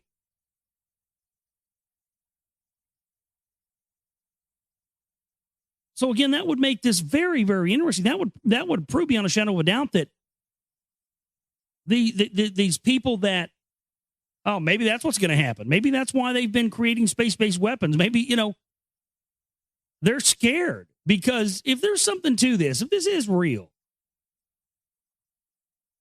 then that would mean that at some point the real bloodlines of power, if any of these people still exist anywhere, could actually feasibly come back and call out the power structure here on Earth as being the usurpers and the descendants of the usurper who took over the throne on Nibiru. They could very well come here and say, you know, we need help fixing our atmosphere, but, you know, they came down here and set this up and basically did it against our wishes. Boy, that could be, no wonder they don't want us knowing what this information is. My goodness, see, it just becomes more clear every time we read it. They asked him what his name was, and he said, my name is Anu, after my forefather I am named. They inquired about his generations. Of On's 3 sons, he reminded them. Enki was the firstborn. Without a son or daughter, he died. And Neb was the middle son. Instead of Enki, to the throne he descended. And Neb, the daughter of his younger brother, took to be wife. From them onward to the succession in the annals was recorded. Who was that younger brother? A son of On and Ontu, that was of purest seed. The counselors looked with wonderment at each other. Inuru was his name. Anu to them announced that he was my great ancestor. His spouse, Ninuru, was a half-sister. Her son was firstborn. Inama was his name. And from the throneship we were removed. From On's pure seed we were not removed. So they basically at some point took out someone who had the right to be in power and tried to say that they weren't a part of the bloodline when they were. Okay. Though by different offsprings of one ancestor we were both descended, let us live in peace together and return abundance to Nibiru. Let me keep the throne. Let you keep the succession. Meaning, you know, all right, well, let's do it like this. You let me stay in charge and have power and get some stuff done. And when I'm done and I'm old and I die, I'll pass it on to you, and then your bloodline can keep it going after that. Nice little compromise to keep everybody happy, huh? To the council words he directed, let Anu, the crown prince, be. Let him be my successor. Let his son, my daughter, espouse. Let succession be united. Anu bowed before the council, and to the assembly he declared, Alalu's cupbearer I shall be. His successor in waiting, a son of mine, a daughter of his as bride, I shall choose. That was the council's decision, and in the royal annals it was inscribed. In this manner, Alalu on the throne remained seated. He summoned the sages, the savants, and the commanders for him to consult in deciding that, and from that he gained much knowledge. Let celestial boats be constructed to seek the gold in the hammered bracelet, he decided. So again, he usurps the crown, takes over, convinces them, hey, you know, you let me get in here and get some stuff done, and then I'll make sure when I'm done that, you know, we'll still continue the bloodline thing and pass down the power. And so what is the first thing he decides to do? Let's build the celestial boats. Let's build the crafts. Let's go to the hammered bracelet, the area around the earth, and let's get the gold and bring it back here and fix our atmosphere. And their first try was essentially no good. By the hammered bracelets, the boats were crushed. None of them returned. Let the weapons of terror enter the bowels of Nibiru. Let Nibiru be cut open. Let the volcanoes again erupt, he then commanded. So this asshole tries to, you know, build these ships to go and get the gold. It fails. They are destroyed, and then he gets pissed off and unleashes, you know, weather weapons and says, let the volcanoes erupt, unleashes nuclear weapons. With weapons of terror, skyborne chariots were armed with terror missiles from the skies where the volcano struck. Oh, so he sent up the ships and launched nuclear weapons inside of the volcanoes of Nibiru. The mountains swayed, the valleys shuddered as great brilliances with thunder exploded. In the land there was much rejoicing. everybody was expecting there was going to be an abundance of food and things were going to get better. And it just continued to get worse. The volcanoes did not increase. The atmosphere did not heal.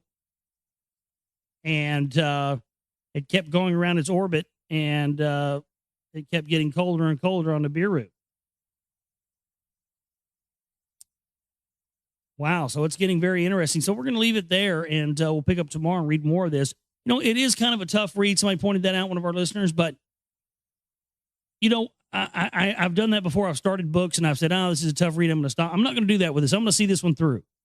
And the reason is because I think there's enough here to gain from reading this, you know, and I don't mind going through and kind of giving you the, you know, rough translation of what this stuff is saying, but, man, it's just ultimately fascinating. Again, you know, the past is prologue.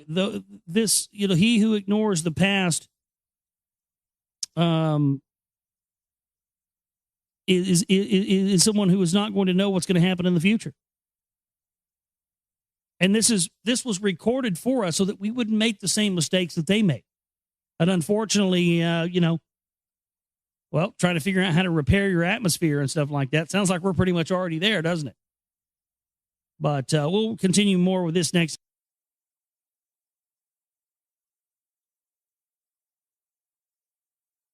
Chapter 40, or page 43, where we left off last night in the Lost Book of Enki.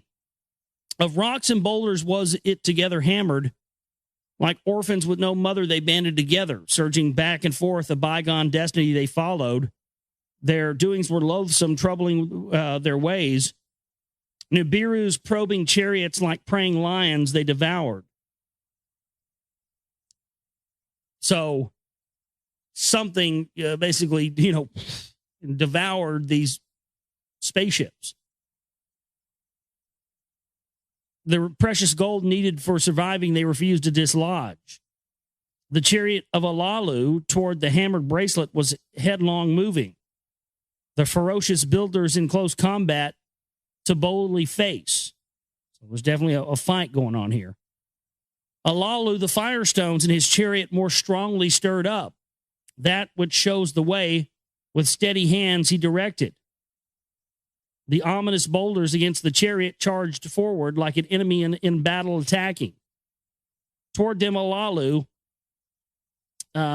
shot a death-dealing missile from his spaceship. That's literally what it says. This is towards them, Alalu, a death-dealing missile from the chariot let loose. So he shot a missile out of a spaceship. Then another and another against the enemy. The terror weapons he thrust. So he's shooting nukes. This is great. You know, how come nobody's made a sci-fi movie out of this shit yet? Somebody will now that I've said it. Make billions of dollars, and I wish I would have done it. It always happens to me. As frightened warriors, the boulders turned back, a path for Alalu granting. Like by a spell, the hammered bracelet, a doorway to the king, it opened. That sounds like a Stargate. So a Stargate opened. In the dark deepness, Alalu, the heavens, he could clearly see. By the bracelet's ferocity, he was not defeated. His mission was not ended. In the distance, the sun's fiery ball was sending forth its brilliance. Welcoming rays towards Alalu, it was emitting. Before it was a red-brown planet on its orbit. The sixth in count of celestial gods it was. Alalu could but glimpse it. On its destined course from Alalu's path, it was quickly moving. Then snow-hued earth appeared. The seventh in the celestial count. So he's getting, you know, he blows up and blows this stuff out of the way, the people that are chasing him. And then, so they're chasing him from Nibiru. He shoots these nuclear weapons, blows them up, and starts making his way towards Earth, presumably to come down and seed us with culture and information and religion and to call himself a god and everything else. Toward the planet, Alalu set his course to a destination most inviting. Smaller than Nibiru was its alluring ball. Weaker than Nibiru was its attracting net, its gravity. Its atmosphere was thinner than Nibiru's, and its clouds were within it swirling. Below, the earth to 3 regions was divided, snow white at the top and on the bottom, blue and brown in between. Deftly, Alalu spread the chariot's arresting wings around the earth's ball to circle. Again, let's keep in mind this stuff came out of Sumerian clay tablets. You think these people could have just made up perfect descriptions of the earth? It just boggles my mind to people that say that this is hogwash or whatever. I mean, that's 5,000-year-old text. How can you explain that? In the middle region, dry lands and watery oceans he could discern. The beam that penetrates downward he directed, Earth's innards to detect. I have attained it, he ecstatically shouted. So right there he tells you he had a beam that he could shoot down to Earth and determine how much gold was there. That's high technology. I have attained it, ecstatically, he shouted. Gold, much gold. The beam has indicated it was beneath the dark-hued region. In the waters it was, too. With pounding heart, Alalu's a decision was contemplating. Shall he, on the dry land, his chariot bring down, perchance to crash and die? Perchance to crash and die. So, will he land on land, or shall he land on the water and risk sinking? Which way shall he survive? Will he the treasured gold discover? In the eagle seat, Alalu was not stirring. To fate's hands, the chariot he entrusted. Fully caught in Earth's attracting net, the chariot was moving faster.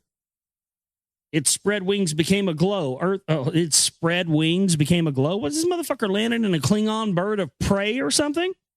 Jesus Christ. Is that where the fuck they got that at, too? Wouldn't surprise me. Von Braun's Nazis were in on the science advisory board on the original Star Trek series. Fact. It spread its wings. Its spread wings became aglow. He's landing in a bird ship. A fucking Klingon bird of prey. Good Jesus Christ. The Anunnaki are Klingons. Great. No wonder they're dumbasses. Klingons are fucking dumb. Earth's atmosphere was like an oven. Well, yeah, you come in through the atmosphere, you start heating up, motherfucker. Guess you weren't smart enough to know that in advance, were you? I guess you didn't have a nifty little laser beam you could shoot down here to figure that out, now did you?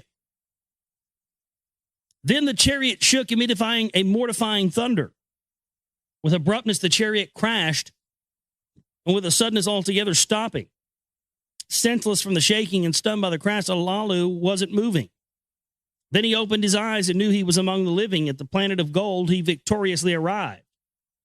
Now, this is the account of the earth and its gold. It is an account of the beginning and how the celestial gods were created. In the beginning, when in the above, the gods in the heavens had not been called into being. And in the below, Ki, the firm ground, had not yet been named. Alone in the void there existed Apsu, the primordial begetter. In the heights of the above, the celestial gods had not yet been created. So, see, that's exactly.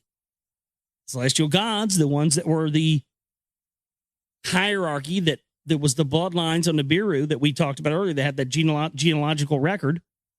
Those are the ones that became the gods.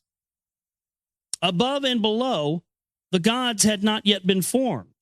Destinies were not yet decreed. No reed had yet been formed. No marshland had appeared. Alone did Apsu reign in the void. Then by his winds the primordial waters were mingled. A divine and artful spell Apsu upon the waters cast. On the void's deep he poured a sound sleep. Tiamat, the mother of all, as a spouse for himself he fashioned. A celestial mother, a watery beauty he was indeed. A watery beauty she was indeed. Now, Tiamat is said to be the mother of all, which is supposed to be this other planet that was once in our solar system that was a water planet that looked like a second sun from Earth because of the way the sun reflected off the water on the planet. Beside him, Apsu, little Mumu, then brought forth, as his messenger he him appointed, a gift for Tiamat to present.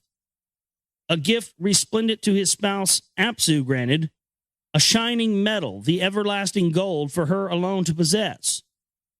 Then it was that the two, their waters mingled, their waters mingled, yeah. You know what it says when their waters mingled, right? And like Jesus turning the water into wine. And how Jesus turned the water into wine, he shot a fat load right in some girl's mouth. Divine children, yeah, really. That's what the water was. The magic water he told them to drink for. Yeah, man, it was semen. A bunch of semen worshipers. Male and female were the celestials created, Lamu and Lahamu by the names they were called. In the below did Apsu and Tiamat make them an abode. Before then they had grown in age and in stature, and the waters above Anshar and Kishar were formed.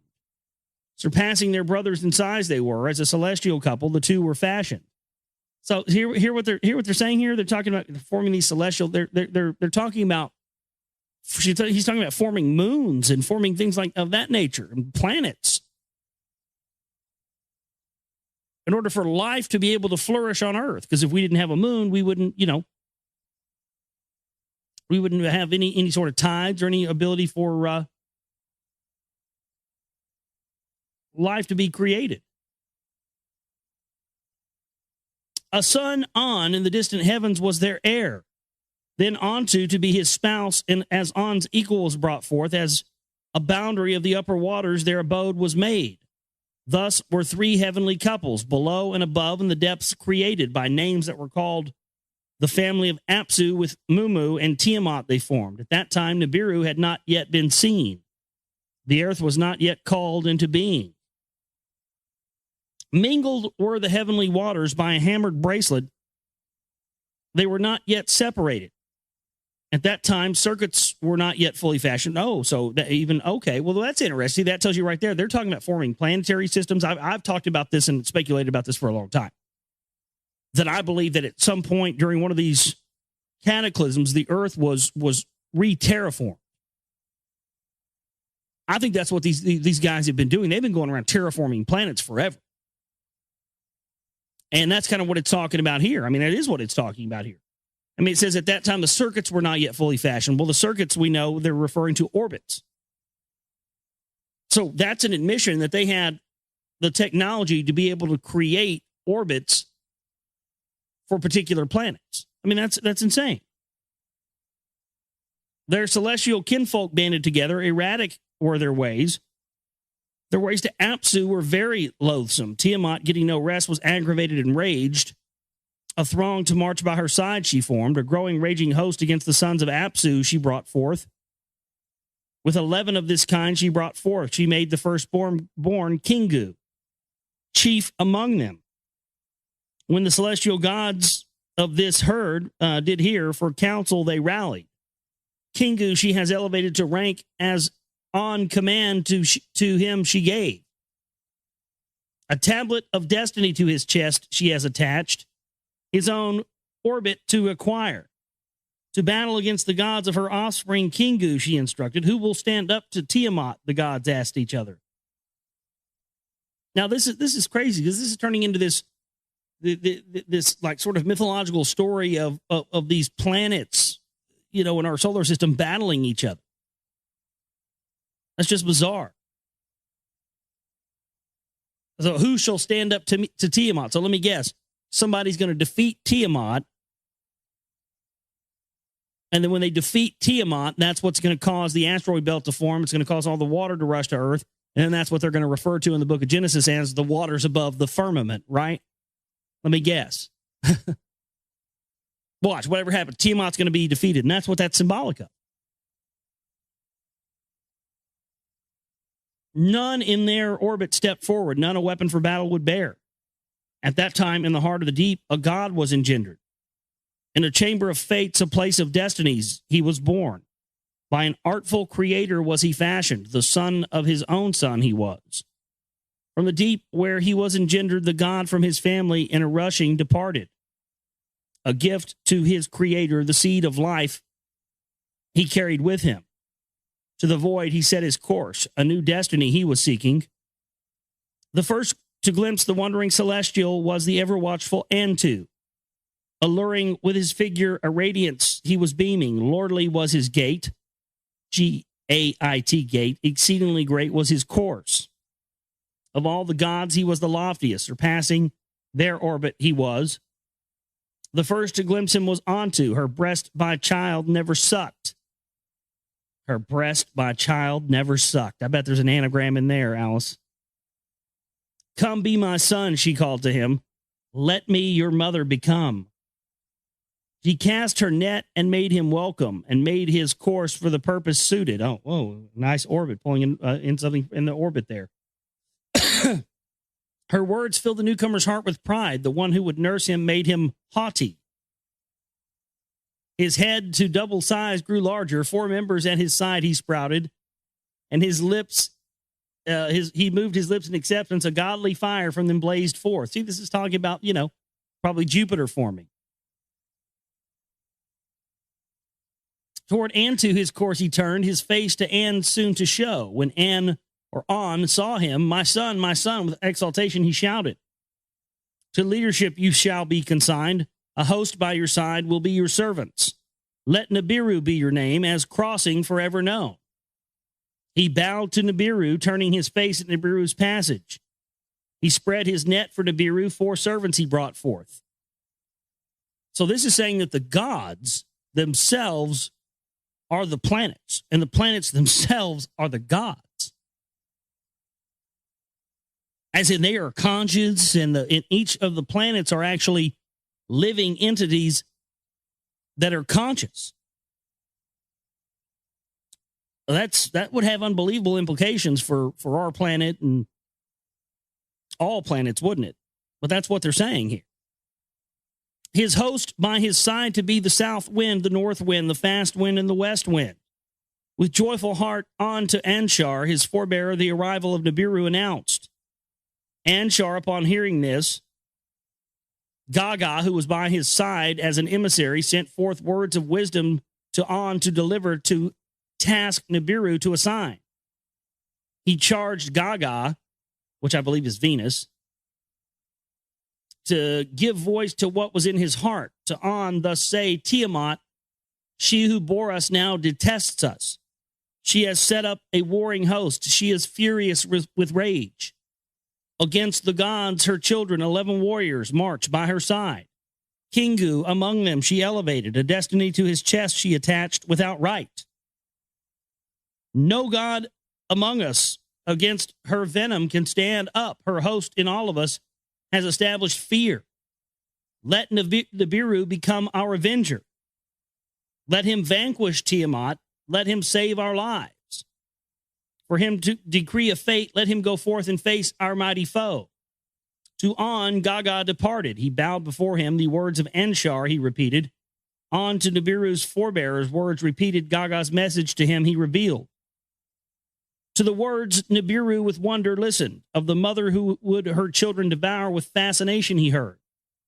His heart, without saying, to set out against Tiamat, he had already prompted.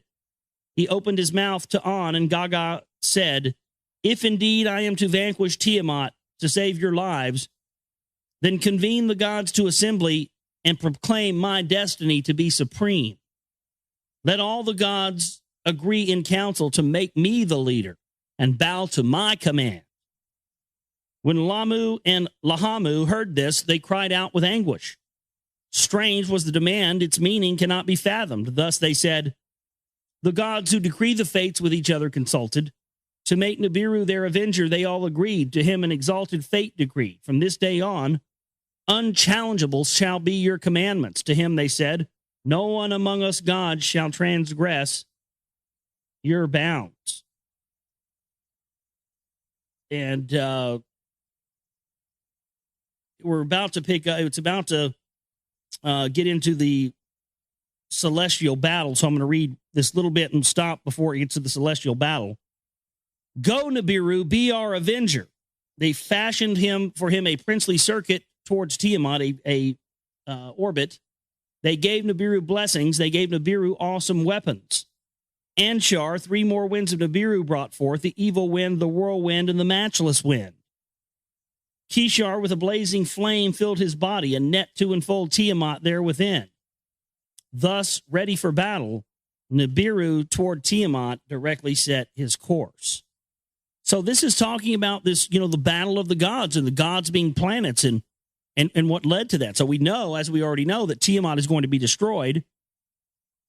That becomes the asteroid belt. The water comes rushing down to Earth, covering much of the land on Earth with water. It was already covered with a great deal of water, but that's where the rest of it came in. And that would lead us to the next timeline of them starting to use genetic manipulation and start to use mankind as a slave race. This is fascinating stuff.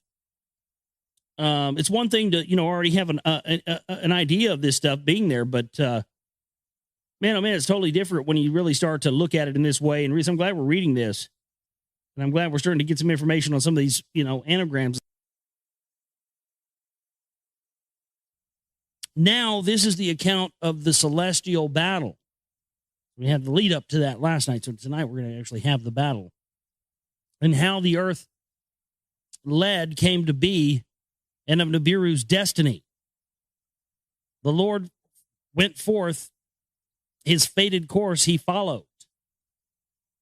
Toward the raging Tiamat, he set his face, a spell with his lips he uttered. So this is interesting that these people, they seem to be, these gods are using spells and they're using magic. And Tiamat, of course, we know this is the battle of the planets, the account of the celestial battle, meaning the battle of the planets. And Enki talks about these planets being gods, which is funny. Yeah, somebody was talking about that email we got from some crack nut a few months ago saying, all the planets are Satan. Oh, my God. Suck Satan's cock, bitch. Oh, my goodness. And so, again, this is bear in mind when we're talking about here in this segment that this is supposedly a planetary battle between gods, the planets themselves being gods and battling. And, of course, we know what the outcome that's going to be, the destruction of Tiamat, which was allegedly this water planet that, when viewed from Earth, made it appear from Earth that there were two suns because it was a water planet and the sun shining on it made it reflect, so it looked like a second sun. And supposedly it was blown up. The pieces of it became the asteroid belt, and all the water came rushing down to Earth, causing the Great Deluge. And so this is essentially what this is going to be talking about right here. Toward the raging Tiamat, he had set his face, a spell with his lips he uttered. As a cloak for protection, he, the pulsar, and the emitter put on. Pulsar and emitter, so that's like, this sounds like high technology, doesn't it? I mean, again, you have to understand that this is talking about very, very advanced technology, advanced beyond what we even have right now in 2011, way, way beyond that. With a fearsome radiance, his head was crowned. On his right, he posted the smiter. On his left, the repeller he placed. These, some sort of laser weapons, it sounds like. This is just insane. The seven winds, his host of helpers, like a storm he sent forth. Toward the raging Tiamat he was rushing, clamoring for battle. The gods thronged about him. Then from his path they departed.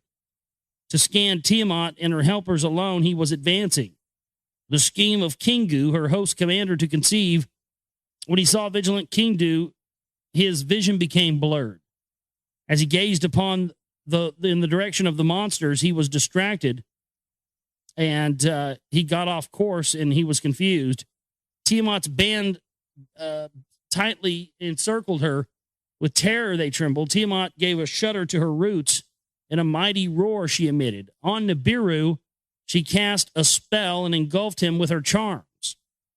The issue between them was joined. The battle was unavoided.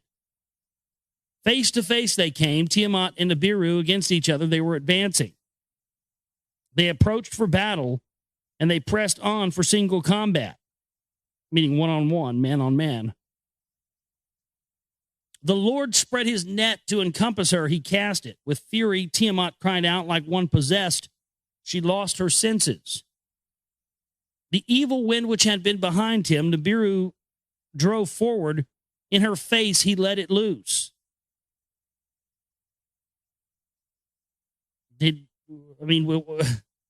I'm not trying to be sexually dirty or be vulgar here, but I mean, you know what that kind of, you know what that sounds like, right? He drove forward and let it loose in her face. I mean, you know, I don't think it's very hard to figure that out. I mean, you know, he shot a load. I mean, I don't know what else to say. She opened her mouth, the evil wind to swallow, but could not close her lips. Oh, I'm sorry. The evil wind charged her belly into her innards. It made its way. Yeah. I mean, this is totally what this is meaning. Okay. Wow. So this is the ejaculation of the gods into the mouths of the god. This is dirty, man. This is triple X. The FCC would have a major problem with this if this was on terrestrial radio. Nibiru drew forward. Nibiru drove forward. In her face, he let it loose. She opened her mouth, the evil wind to swallow, but could not close her lips. The evil wind charged her belly. Into her innards it made its way. Her innards were howling. Her body was distended. Her mouth was wide open. Through the opening, Nibiru shot a brilliant arrow, a lightning most divine. It pierced her innards. Her belly it tore apart. It tore to her womb and it split apart her heart. Oh, this is good stuff. Mm-hmm. Satan likes to come in every now and again. Having thus subdued her, her life breath he extinguished.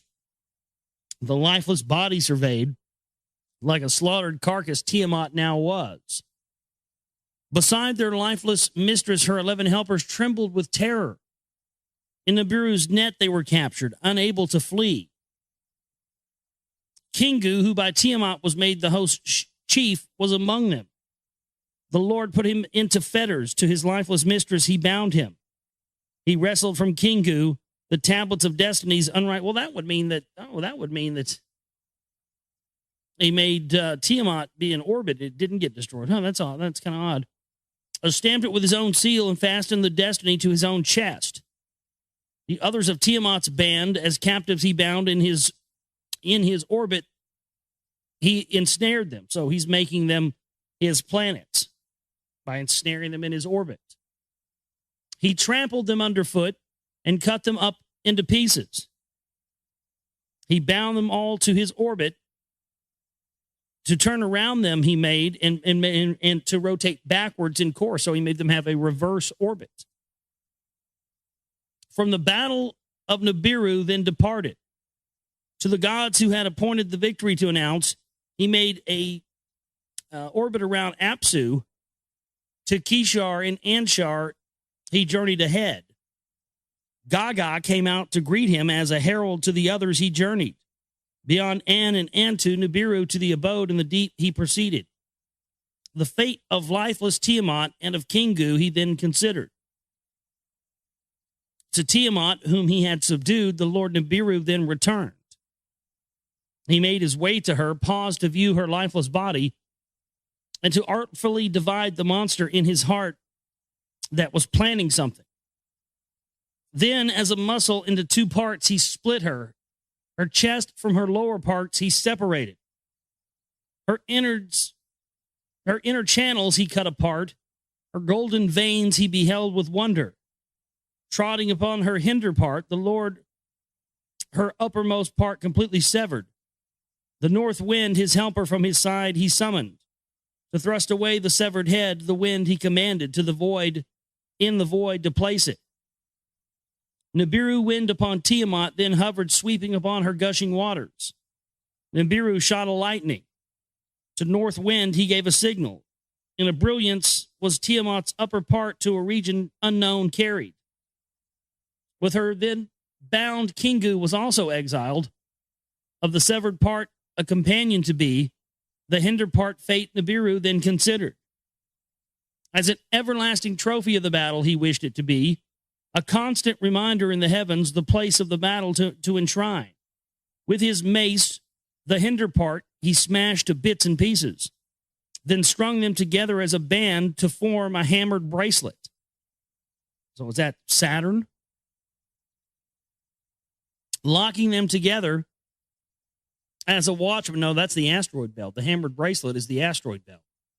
Locking them together as a watchman, he stationed them, a firmament to divide the waters from the waters. Yeah, waters above the firmament. That's what they're talking about in the book of Genesis. The destruction of Tiamat. The upper waters above the firmament from the waters below it he separated. Artful works Nibiru thus fashioned. The Lord then crossed the heavens to survey the regions. From Apsu's quarter to the abode of Gaga, he measured the dimensions. The edge of the deep Nibiru then examined towards his birthplace, he cast his gaze. He paused and hesitated then to the firmament, the place of the battle. Slowly he returned. Passing again to Apsu's region of the sun, missing his spouse that he thought about with remorse. He missed her because she was dead. He gazed upon Tiamat's wounded half. To her upper part he gave attention. The waters of life, her bounty from the wounds, were still pouring. Her golden veins, Apsu's rays were reflecting. The seed of life, his creator's legacy, Nibiru then remembered. When he trod on Tiamat, when he split her asunder, to her the seed he surely imparted. He addressed words to Apsu, to him saying, with your warming rays to the wounds give healing. Let the broken part new life be given, in your family as a daughter to be. Let the waters to one place be gathered. Let firm land appear. This is when they're transferring the water to earth, folks. That's what this is. By firm land, let her be called Ki. Henceforth, her name to be. And Ki, before it was named earth, was called Ki, K-I. Apsu to the words of Nibiru gave heed. Let the earth join my family. Ki, firm land of the below. Let earth her name be henceforth. By her turning, let there be day and night. In the days, my healing rays to her I shall provide. Let Kingu be a creature of the night to shine at night. I shall appoint him. So Kingu became the moon. Earth's companion, the moon forever to be.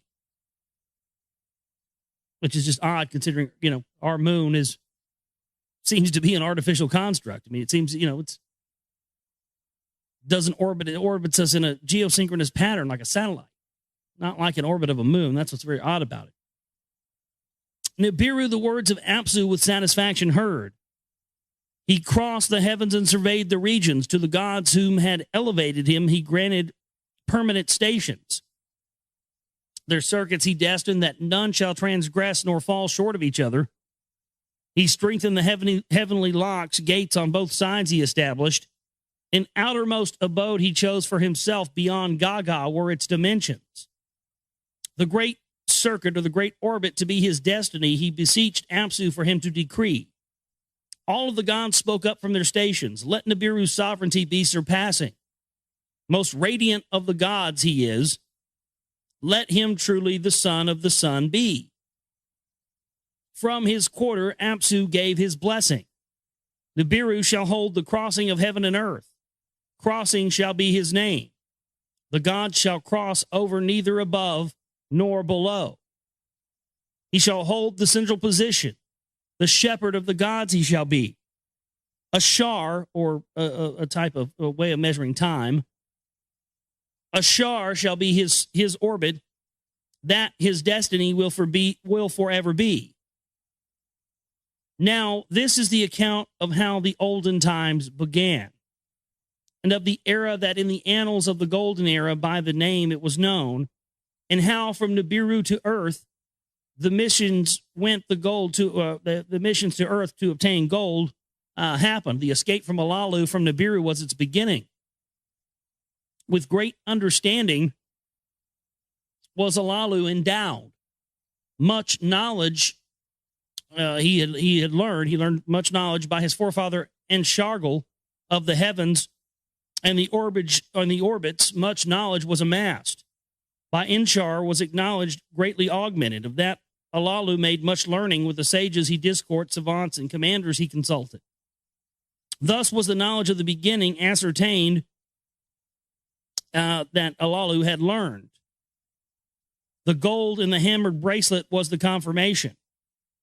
The gold in the hammered bracelet of gold in Tiamat's upper half was the indication. At the planet of gold, Olalu victoriously arrived in a high chariot with thunder crashing. So, a loud spaceship comes crashing down.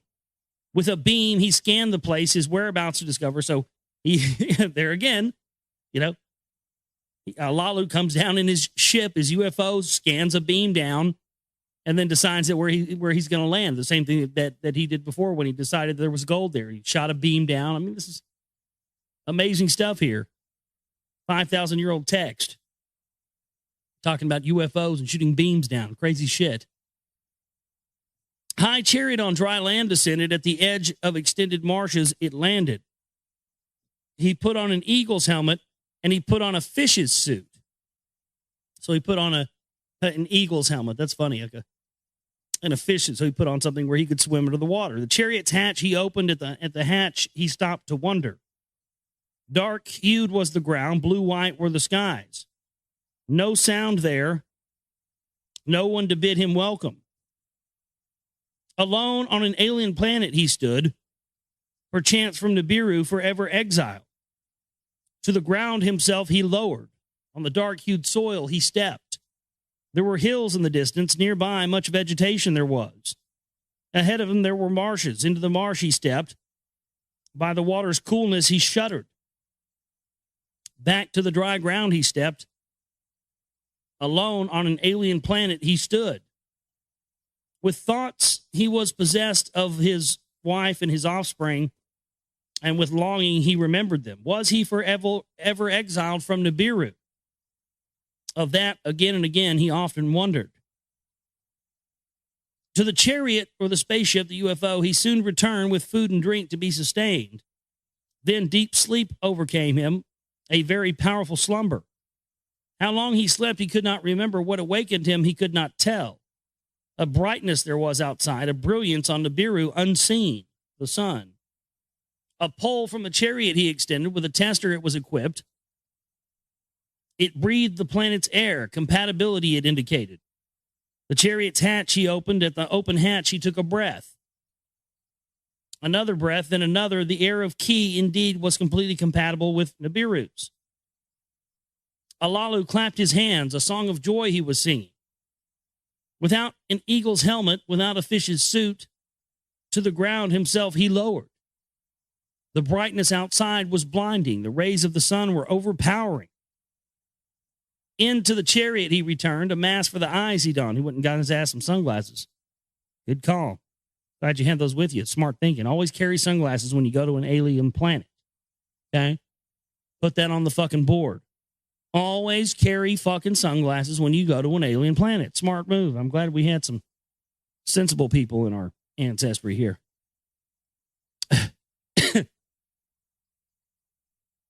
He picked up a weapon that he carried with him, and he picked up a handy sampler. What's a handy sampler? Got a little bit of everything in there. Oh, I got a gun. I got me a laser beam. I got me a tractor beam. I got all kinds of stuff in here, man. To the ground he himself lowered. On the dark-hued soil he stepped. He made his way towards the marshes. Dark green were the waters. By the marsh's edge there were pebbles. Olalu picked up a pebble and thrust it into the marsh. In the marsh, a moving, his eyes glimpsed. The waters were filled with fishes. Into the marsh, the sampler he lowered and looked at the murky waters. For drinking the water, it was not fit. Olalu was greatly disappointed. He turned away from the marshes in the direction of the hills he went. He made his way through the vegetation. Bushes gave way to trees. This place was like an orchard. The trees with fruits were laden with fruits. By their sweet smell, they enticed him, and Olalu picked a fruit and put it in his mouth. It smelled very sweet and tasted very sweet, and he was greatly delighted. Away from the sun's rays, Olalu was walking toward the hills. He set his direction. Among the trees, a wetness under his feet, he sensed, a sign of close-by waters. In the direction of the wetness, he set his course. In the midst of the forest, there was a pond, a pool of silent waters. Into the pond, the sampler he lowered. For drinking, the water was good. Olalu laughed, and unstopping laughter seized him. The air was good. The water was fit for drinking. There was fruit. There were fishes. What more did he need, right? Well, let me go find something I could bang and we'll be all set. You know, I got food. I got fucking water. I can breathe air. Now I need something to put my dick in.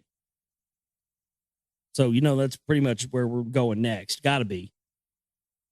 He's a man, right? He's got his food. He's got his shelter. What's he need next? He needs vagina.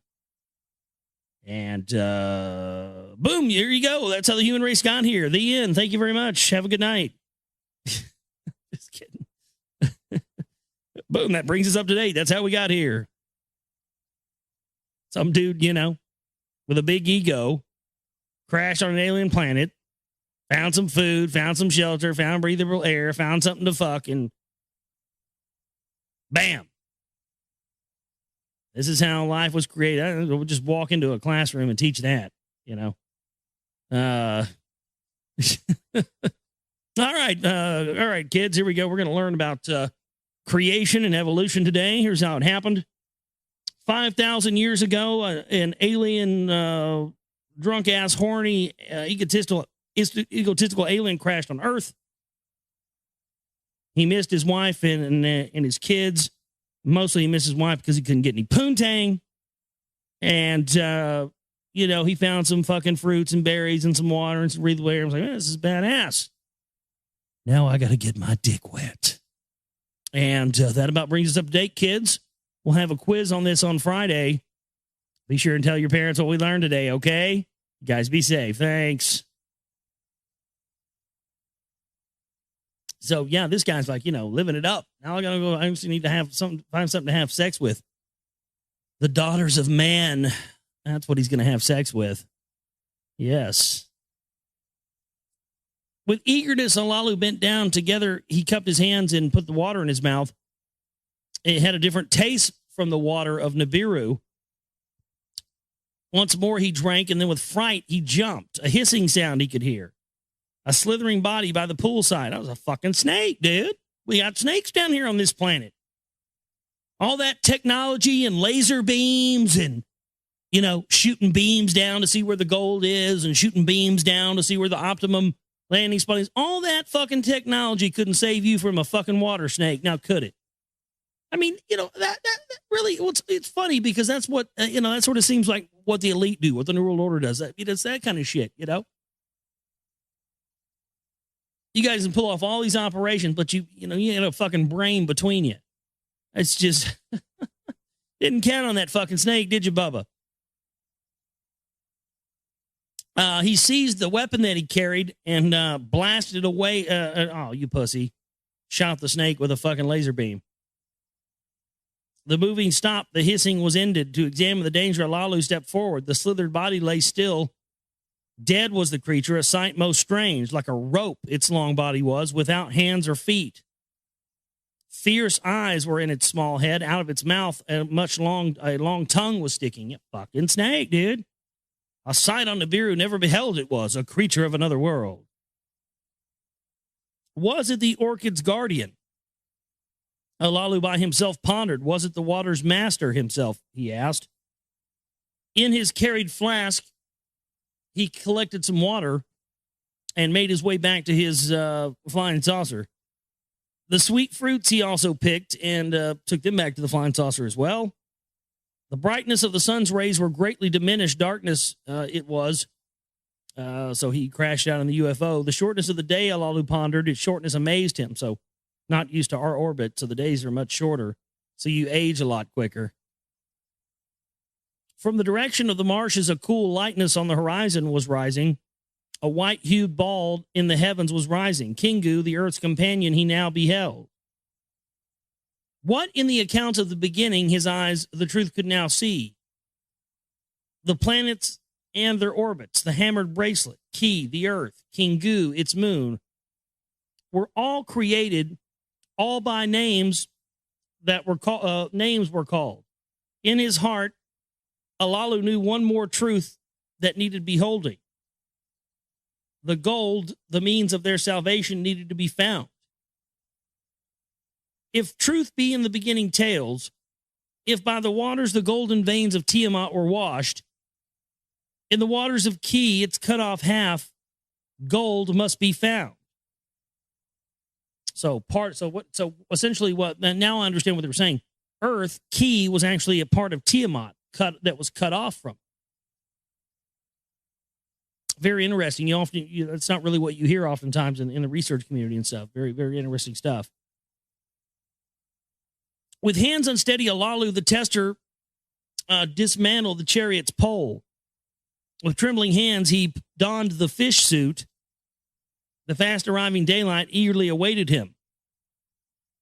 He left the chariot, the UFO, at daybreak and quickly stepped into the marshes. Into the deeper waters he waded. Into the tester, into the waters he inserted.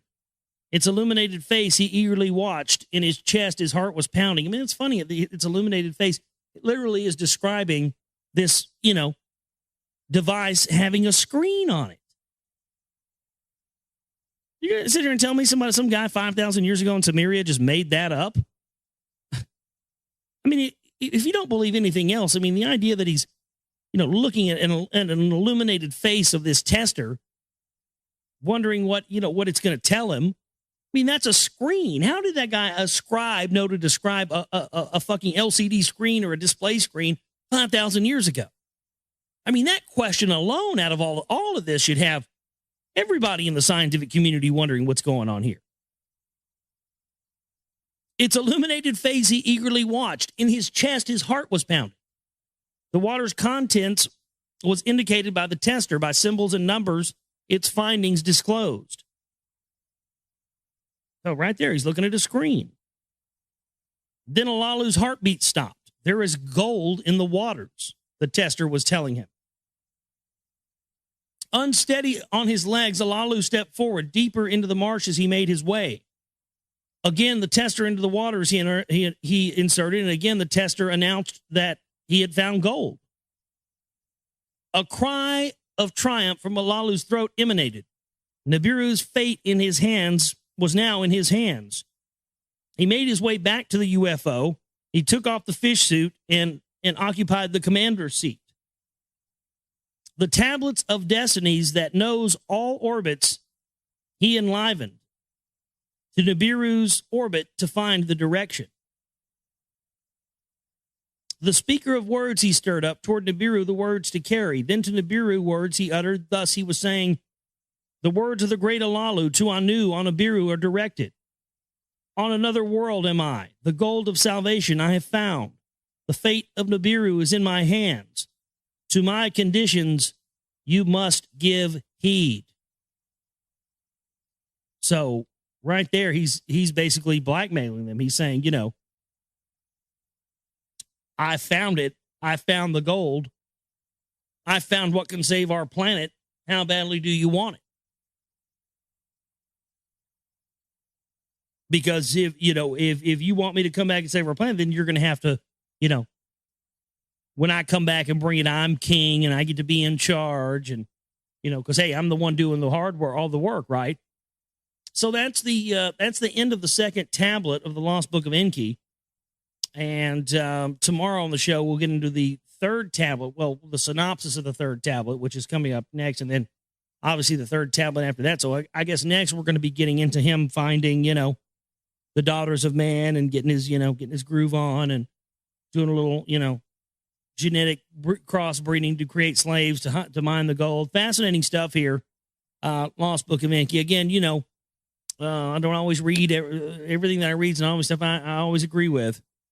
I'm not reading this because I endorse it or I agree with it. I'm just reading it because it's highly interesting, and we are, I think, by reading it like this and sort of dissecting it and going through it day by day and page by page, I think it gives us all, myself included, you, more of an opportunity for us to decide for ourselves what's bullshit and what's not, instead of somebody just telling us, oh, Zecharia Sitchin, he's, CIA, and yeah, he was, blah, blah, whatever, but still, let's decide that for ourselves. Let's go through this. Let's see if we can get anything out of it. We'll call what's bullshit, and we'll take the rest and go about our own merry way. We don't have to fucking buy into anything or support, this clown or his ideology, what he stood for, or anything else. But the fact of the matter is, the reason why we've been told not to look at this is because this is indeed what mankind is supposed to know, so we don't repeat those same vicious cycles. And with the knowledge of this stuff, mankind would know that this happened in the past and this is where we're heading, and we would pull ourselves out of that before we had a chance. That's why they will not let us have this info. And that, again, is why the whole, operation of the phony controlled patriot movement, truth movement was set up. Because they knew when people started looking forward towards conspiratorial topics, they'd eventually get into this stuff. But that's why you hear Alex Jones, oh, folks, that stuff's a distraction. Talk about the bankers, folks. Just quacking it up, running block, being the cock block for the priest class. Keep on doing it, Bubba. People are awake now. A lot more people have figured this out. And that, to me, like I talked about last night, that's the fight. That's what we got to do. We got to continue to try to get this information out to people and let them know that what these elite and these priest class bozos are hiding at the very top is they're hiding our birthright. They're hiding our information. They're giving us these phony things like, the phony state of Israel and, telling us that these people over here are the Semites when it's not actually them, and they're going and killing the other people that are actually the bloodline descendants of these ancient civilizations. I mean, it's just insane. But it's all happening because of our sheer lack of knowledge of things that we've never been allowed to know. If we had a history of what had happened on other planets where possibly our forebears came from and that they had gone down the same route we did, we might see that and go, oh, man, they fucked up. We don't want to go that route. We got to change things. If we were to do that, there'd be no more New World Order. There'd be no more power structure. So you see, this is why this is important. That's why I implore you to look at this information and, as usual, decide about it for yourself. This is the account of the judging of Alalu and of the happenings thereafter on earth and on Lamu. In his reed hut, Anu was hurting. In the reed hut, to him, Enki applied healing. In his reed hut, Alalu was sitting. Spittle he spat from his mouth. So he's sitting there like, spitting shit everywhere. In his innards, the malehood of Anu was like a burden. Ugh, that sounds gross. In his innards, the malehood of Anu was like a burden. He had the malehood of Anu inside of him. With Anu's semen were his innards impregnated, like a female in travail his belly grew. A dude got pregnant like Arnold Schwarzenegger from Anu, like the god of the Anunnakis. Oh, God, I'm sorry, dude. I feel for you. I mean, maybe you should, keep the back door closed more often. I don't know. Ugh. This is some sick stuff in here. On the third day, Anu's pain subsided. His pride was greatly hurting. To Nibiru, I wish to return. Yeah, get me out of here with these ass fuckers, please. To his two sons did Anu say, beforehand upon Alalu, there must be a judgment, a sentence, the crime befitting must be imposed. By the laws of Nibiru, 7 judges were required, the highest rank of them to preside. In the square of Eridu, the heroes were assembled. The trial of Alalu they were observing. For the 7 who judged, 7 seats were provided. And they provided the tallest seat of all to Anu. Yeah, because he's a fucking giant, right? To his right was seated Enki. On the left of Anu, was seated Enlil. On Enki's right, Anzu and Nungal were seated. Abgal and Alagar to the left of Enlil sat. Before these 7 who judge Alalu was brought, his hands and feet were united. Enlil was first to speak. In fairness, a wrestling match was held. Alalu, the kingship to Anu, was forfeited. What say you, Alalu? Enki asked him. In fairness, the wrestling match was held. The kingship I forfeited, Alalu said. Having been vanished, Alalu, an abominable crime performed. He bit the malehood, the cock of Anu, and swallowed it. I'm not making this up. It literally says this. So he did a Mike Tyson on him, only he didn't go for the ear. He went right to the cack and bit the fucker off and swallowed it. You heard that about, like, what was it? The Isis, Osiris, Horus thing, Like Set cut off the penis of Horus or something like that and fed it to this fish. I mean, what was up with these guys? I'll make sure that fucker never comes back. Cut his cock off. Feed it to a fish. Jesus. Thus, Enlil made an accusation of the crime. Death is the punishment, Enlil said. What do you say, Alalu? Enki, his father by marriage, asked. There was silence. Alalu did not answer the question. We all witnessed the crime. Alagar was saying judgment must be in accordance. If words you wish to utter, speak before the judging, Enki to Alalu said. In the silence, Alalu slowly began to speak. On Nibiru, I was king. By right of succession, I was reigning. Anu was my cupbearer. The princes he aroused. So he turned on the males, the princes. To a wrestling match, he challenged me. For 9 counted orbits, I was king on Nibiru. To my seed, kingship belonged. On my throne sat Anu himself. To escape death, I made a dangerous journey to the distant earth.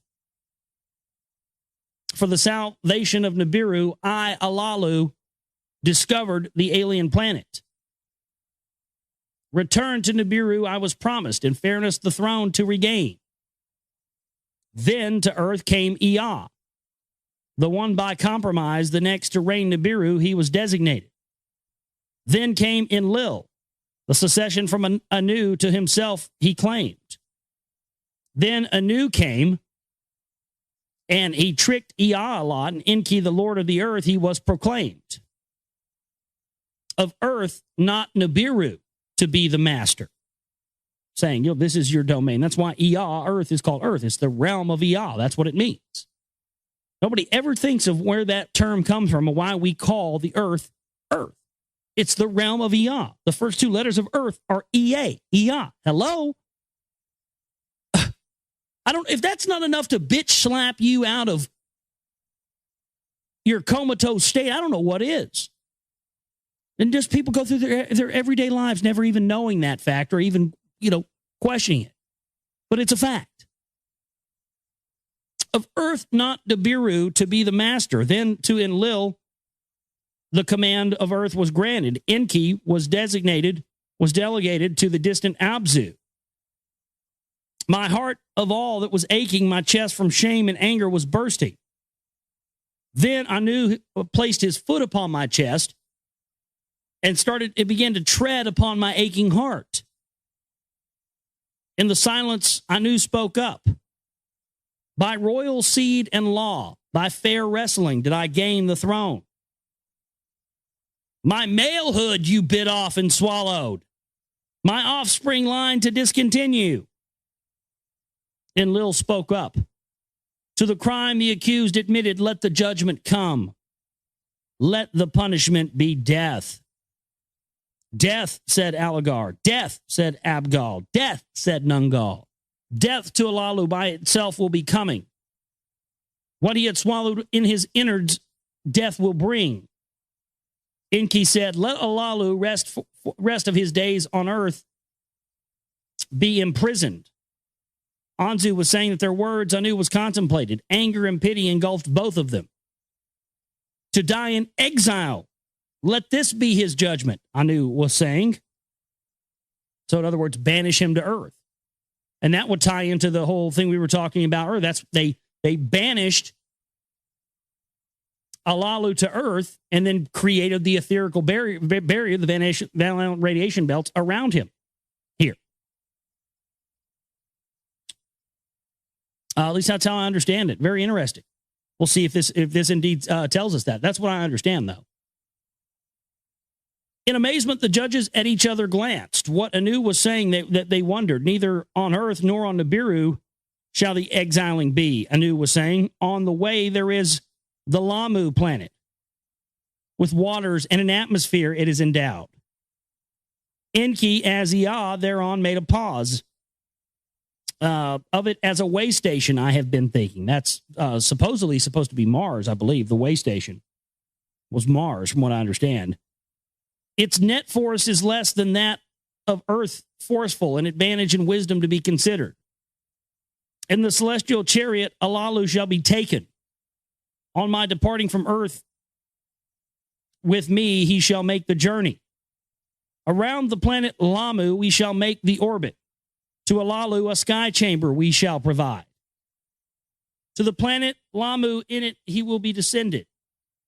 Alone on a strange planet in exile he shall be. His days to his last himself shall count. Now, this, what did he refer to it as? The sky chamber? Could that possibly be what, this guy found on Mars? Could that be what the face on Mars is? Highly interesting that, they would banish him there, the way station. We know that they referred to the Mars as the way station. Very interesting that we have Cydonia on Mars, which is what ancient Mesopotamia, what is now Iraq, used to be called.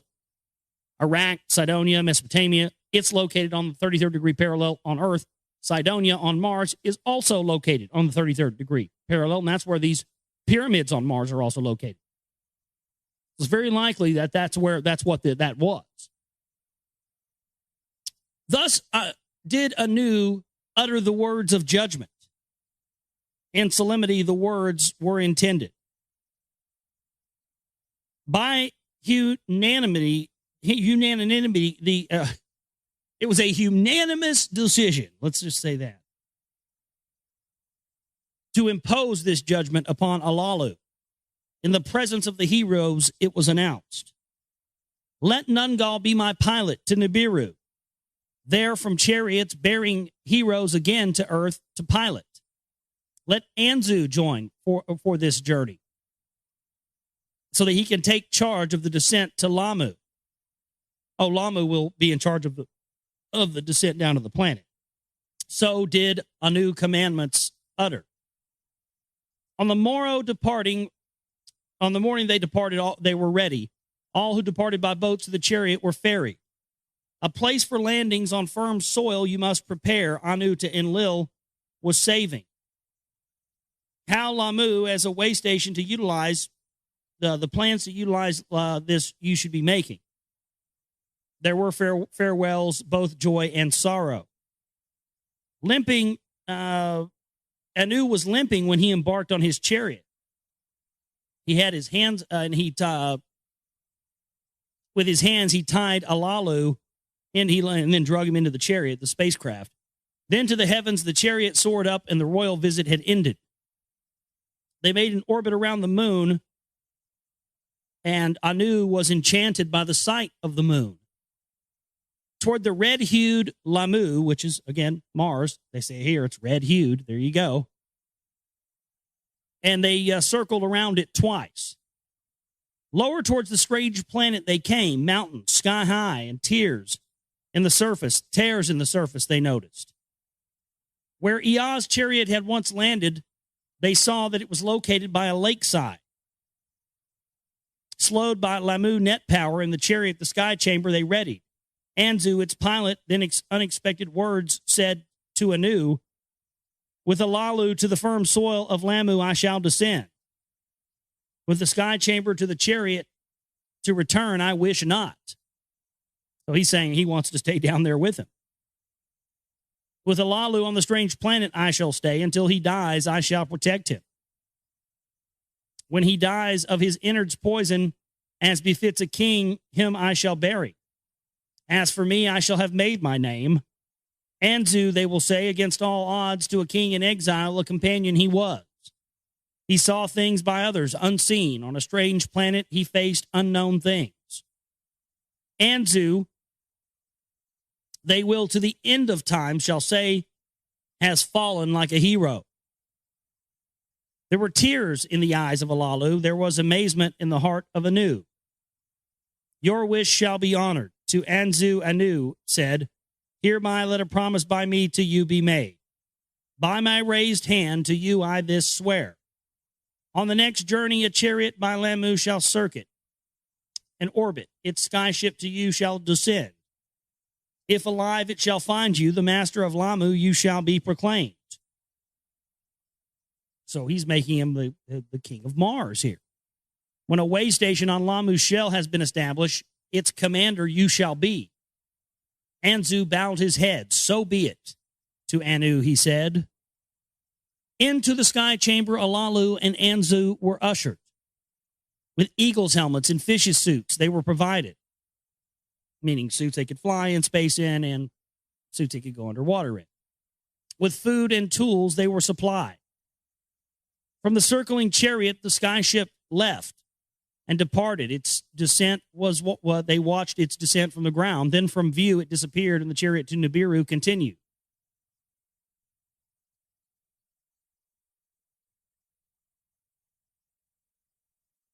I lost my place. This thing just scrolls down on me sometimes. Here it is. For 9 years was Alu the king on Nibiru. For 8 years, Iridu he commanded. In the 9th Shar, or year, to die in exile on Lamu was his fate. Now, this is the account of the return of Anu to Nibiru. So this is a new segment we're starting here, a new part, the account of Anu's return to Nibiru. And how Alalu on Lamu was buried, how in Lil on earth the landing place built. On Nibiru, for Anu, there was a joyous welcome. Anu gave his account to the council and the princes of what had happened. Neither pity nor vengeance from them all he sought. To discuss the tasks ahead of them, he instructed them all. And he outlined a great vision that he had. He assembled a great vision to let the council know about. He wanted to establish way stations from Nibiru to Earth and have all of the sun's family in one kingdom. The first on Lamu to be fashioned, the moon, for the plans he also considered, on the other planets or their circling host stations to set up. So he wanted to set up stations on moons on other planets as well. And have a constant caravan of ships just going back and forth between every planet. Sounds smart to me. We will bring the gold from Earth without any interruptions to Nibiru. Perhaps we will find gold elsewhere. So they're saying, we're going to bring all the gold from Earth, and maybe we'll find it on some of these other planets where we have way stations set up as well. The counselors, the princes, the servants, all considered Anu's plans. The salvation of Nibiru they saw in the promise of his plans. Savants and commanders' knowledge of the celestial gods perfected.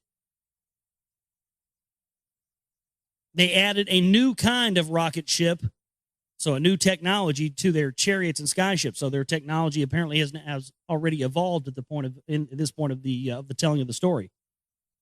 Heroes were selected for the tasks. I'm guessing heroes. They keep saying heroes. I'm guessing those are like, people of extraordinary strength. And for the task, there was much to learn. The plans were beamed over, I guess, sent by laser fax machine, laser email to Enlil and Enki. And they were told to hurry their preparations on Earth. On Earth, there was much discussion of what had happened and what there is to be done. Enki, Alligar, to be of Iridu, the overseer, made his own steps to the Abzu he directed. Where to obtain gold from the earth's bowels, he then determined.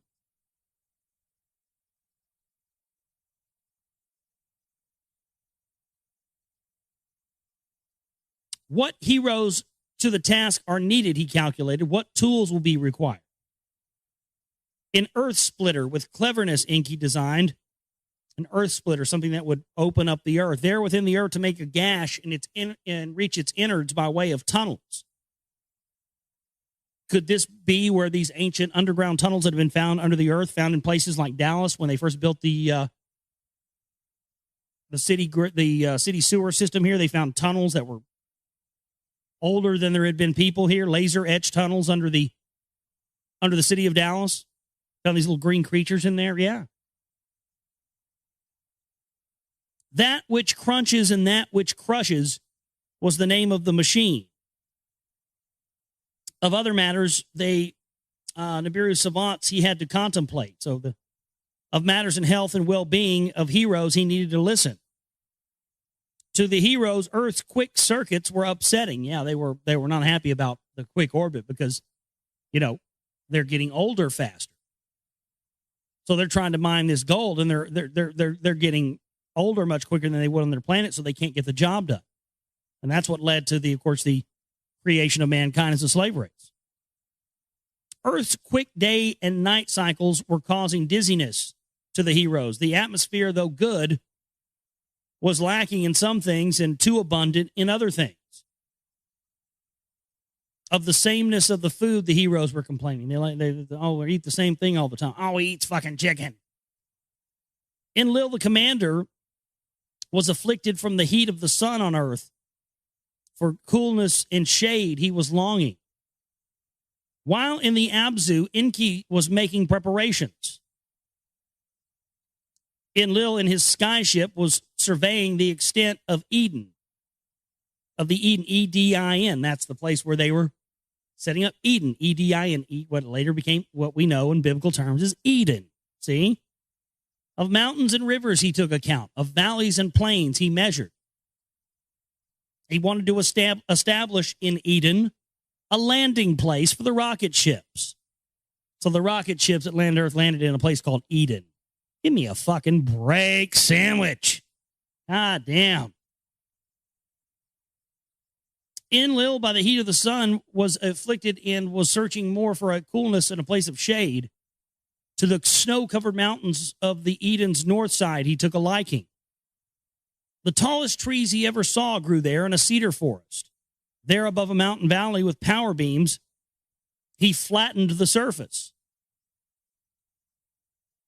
Is that what the tops of the mountains in Brazil, where the Nazca lines are at? Where the whole tops of the mountains are just sheared off as if by a laser? Is that what he did? Flattening the surface of this mountain valley? Very well could be. Great stones from the hillside the heroes quarried and cut to size. To uphold the platform with skyships, they carried and placed them there with satisfaction. Enlil was satisfied with the handiwork. A work beyond belief, indeed it was, a structure of everlasting. An abode for himself on the crest of a mountain was his desire. Of the tall trees in the cedar forest, long beams were prepared. Of them, the construction of an abode for himself he decreed. The abode of the north crest, he named it. On Nibiru, a new celestial chariot was soaring off for preparation. New kinds of rocket ships, skyships, and that which Enki had designed was transporting people. A fresh group of 50 from Nibiru was taking. Chosen females were among them. By Ninmah, exalted lady, were they commanded. In succor and healing they were trained. Ninmah, exalted lady, a daughter of Anu she was, a half-sister, not a full sister of Enki and Enlil she was. She was greatly learned in the treating of ailments. She excelled in that. To the complaints from earth, she gave much attention. A healing she prepared. The course of prior chariots on tablets of destinies were recorded. And Nungal did follow its pilots. Unharmed, it reached the celestial god Lamu. It circled the planet, slowly to its surface descended. A faint beaming group of heroes followed. Ninmah was going with them. They found Anzu beside a lake shore with signals beaming from his helmet. Anzu himself was without motion, prostrate. He lay dead. Ninmah touched his face. To his heart she gave attention. From her pouch she took out the pulsar. Upon Anzu's heart pulsing she directed. From her pouch she took out the emitter, its crystals, life-giving emissions on his body she directed. 60 times did Ninmah direct the pulsar. 60 times did the emitter. So this is some sort of crystal that puts out a frequency, and I guess after 60 pulses of the frequency, it brings an organic life form back to life. These guys have the technology to bring people back to life. Well, no wonder they don't want us to get our hands on this alien technology. There you go. I mean, because, boy, it would suck if we were able to just go over to flash a crystal in front of somebody's heart 60 times and make them come back to life, isn't it? That would just suck for this planet. Man. On the 60th time, Anzu opened his eyes. And he began to talk. Gently upon his face, Ninmah poured the water of life and wetted his lips with it. Gentle into his mouth, she placed the food of life. Then the miracle happened.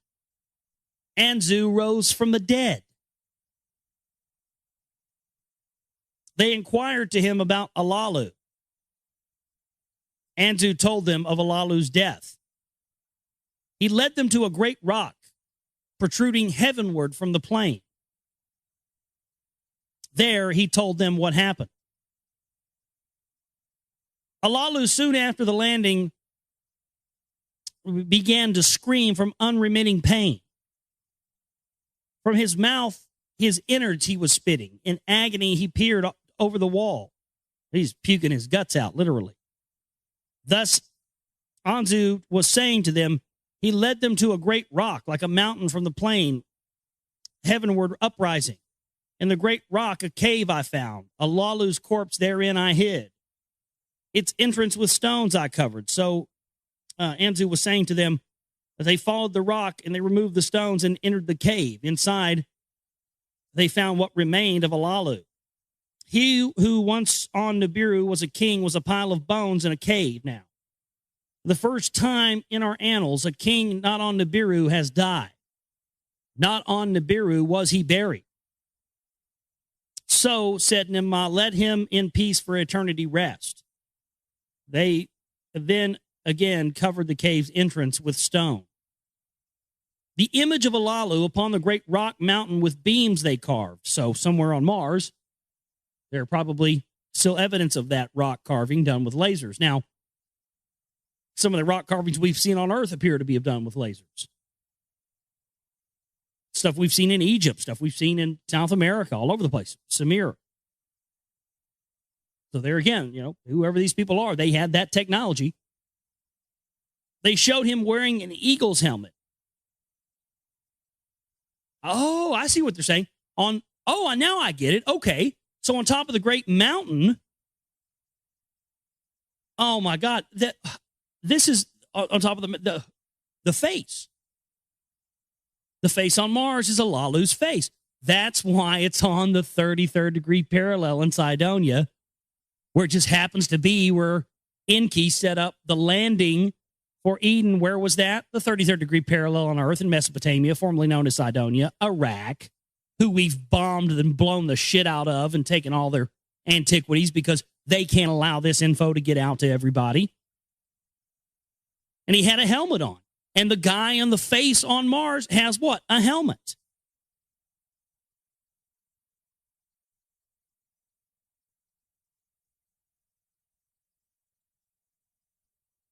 I mean, it's unbelievable. That's exactly what it was. It was a helmet. And they're saying right here that they laser etched into this rock on this mountain an image of Alalu wearing a helmet with his face uncovered. My goodness. Let the image of Alalu forever gaze up towards Nibiru, toward Earth, whose gold he discovered. That explains the face on Mars and why they've wanted to cover that up for years. There you go.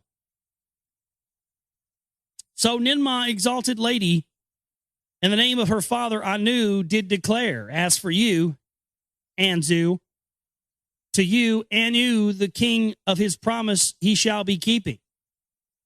20 heroes with you here shall remain. The way station's building to begin. Rocket ships from Earth, the golden oars, shall here deliver. Celestial chariots from here, the gold to Nibiru shall then transport. Hundreds of heroes shall make their abode on Lamu, on Mars. You, Anzu, shall be their commander. Thus did the great lady, in the name of her father Anu, to Anzu say, My life I owe to you, great lady. My gratitude to Anu shall not have any limits. From the planet Lamu, the chariot departed toward Earth and continued on its journey. So that's the end of, I guess, the fourth tablet. The next chapter is the synopsis of the fifth tablet.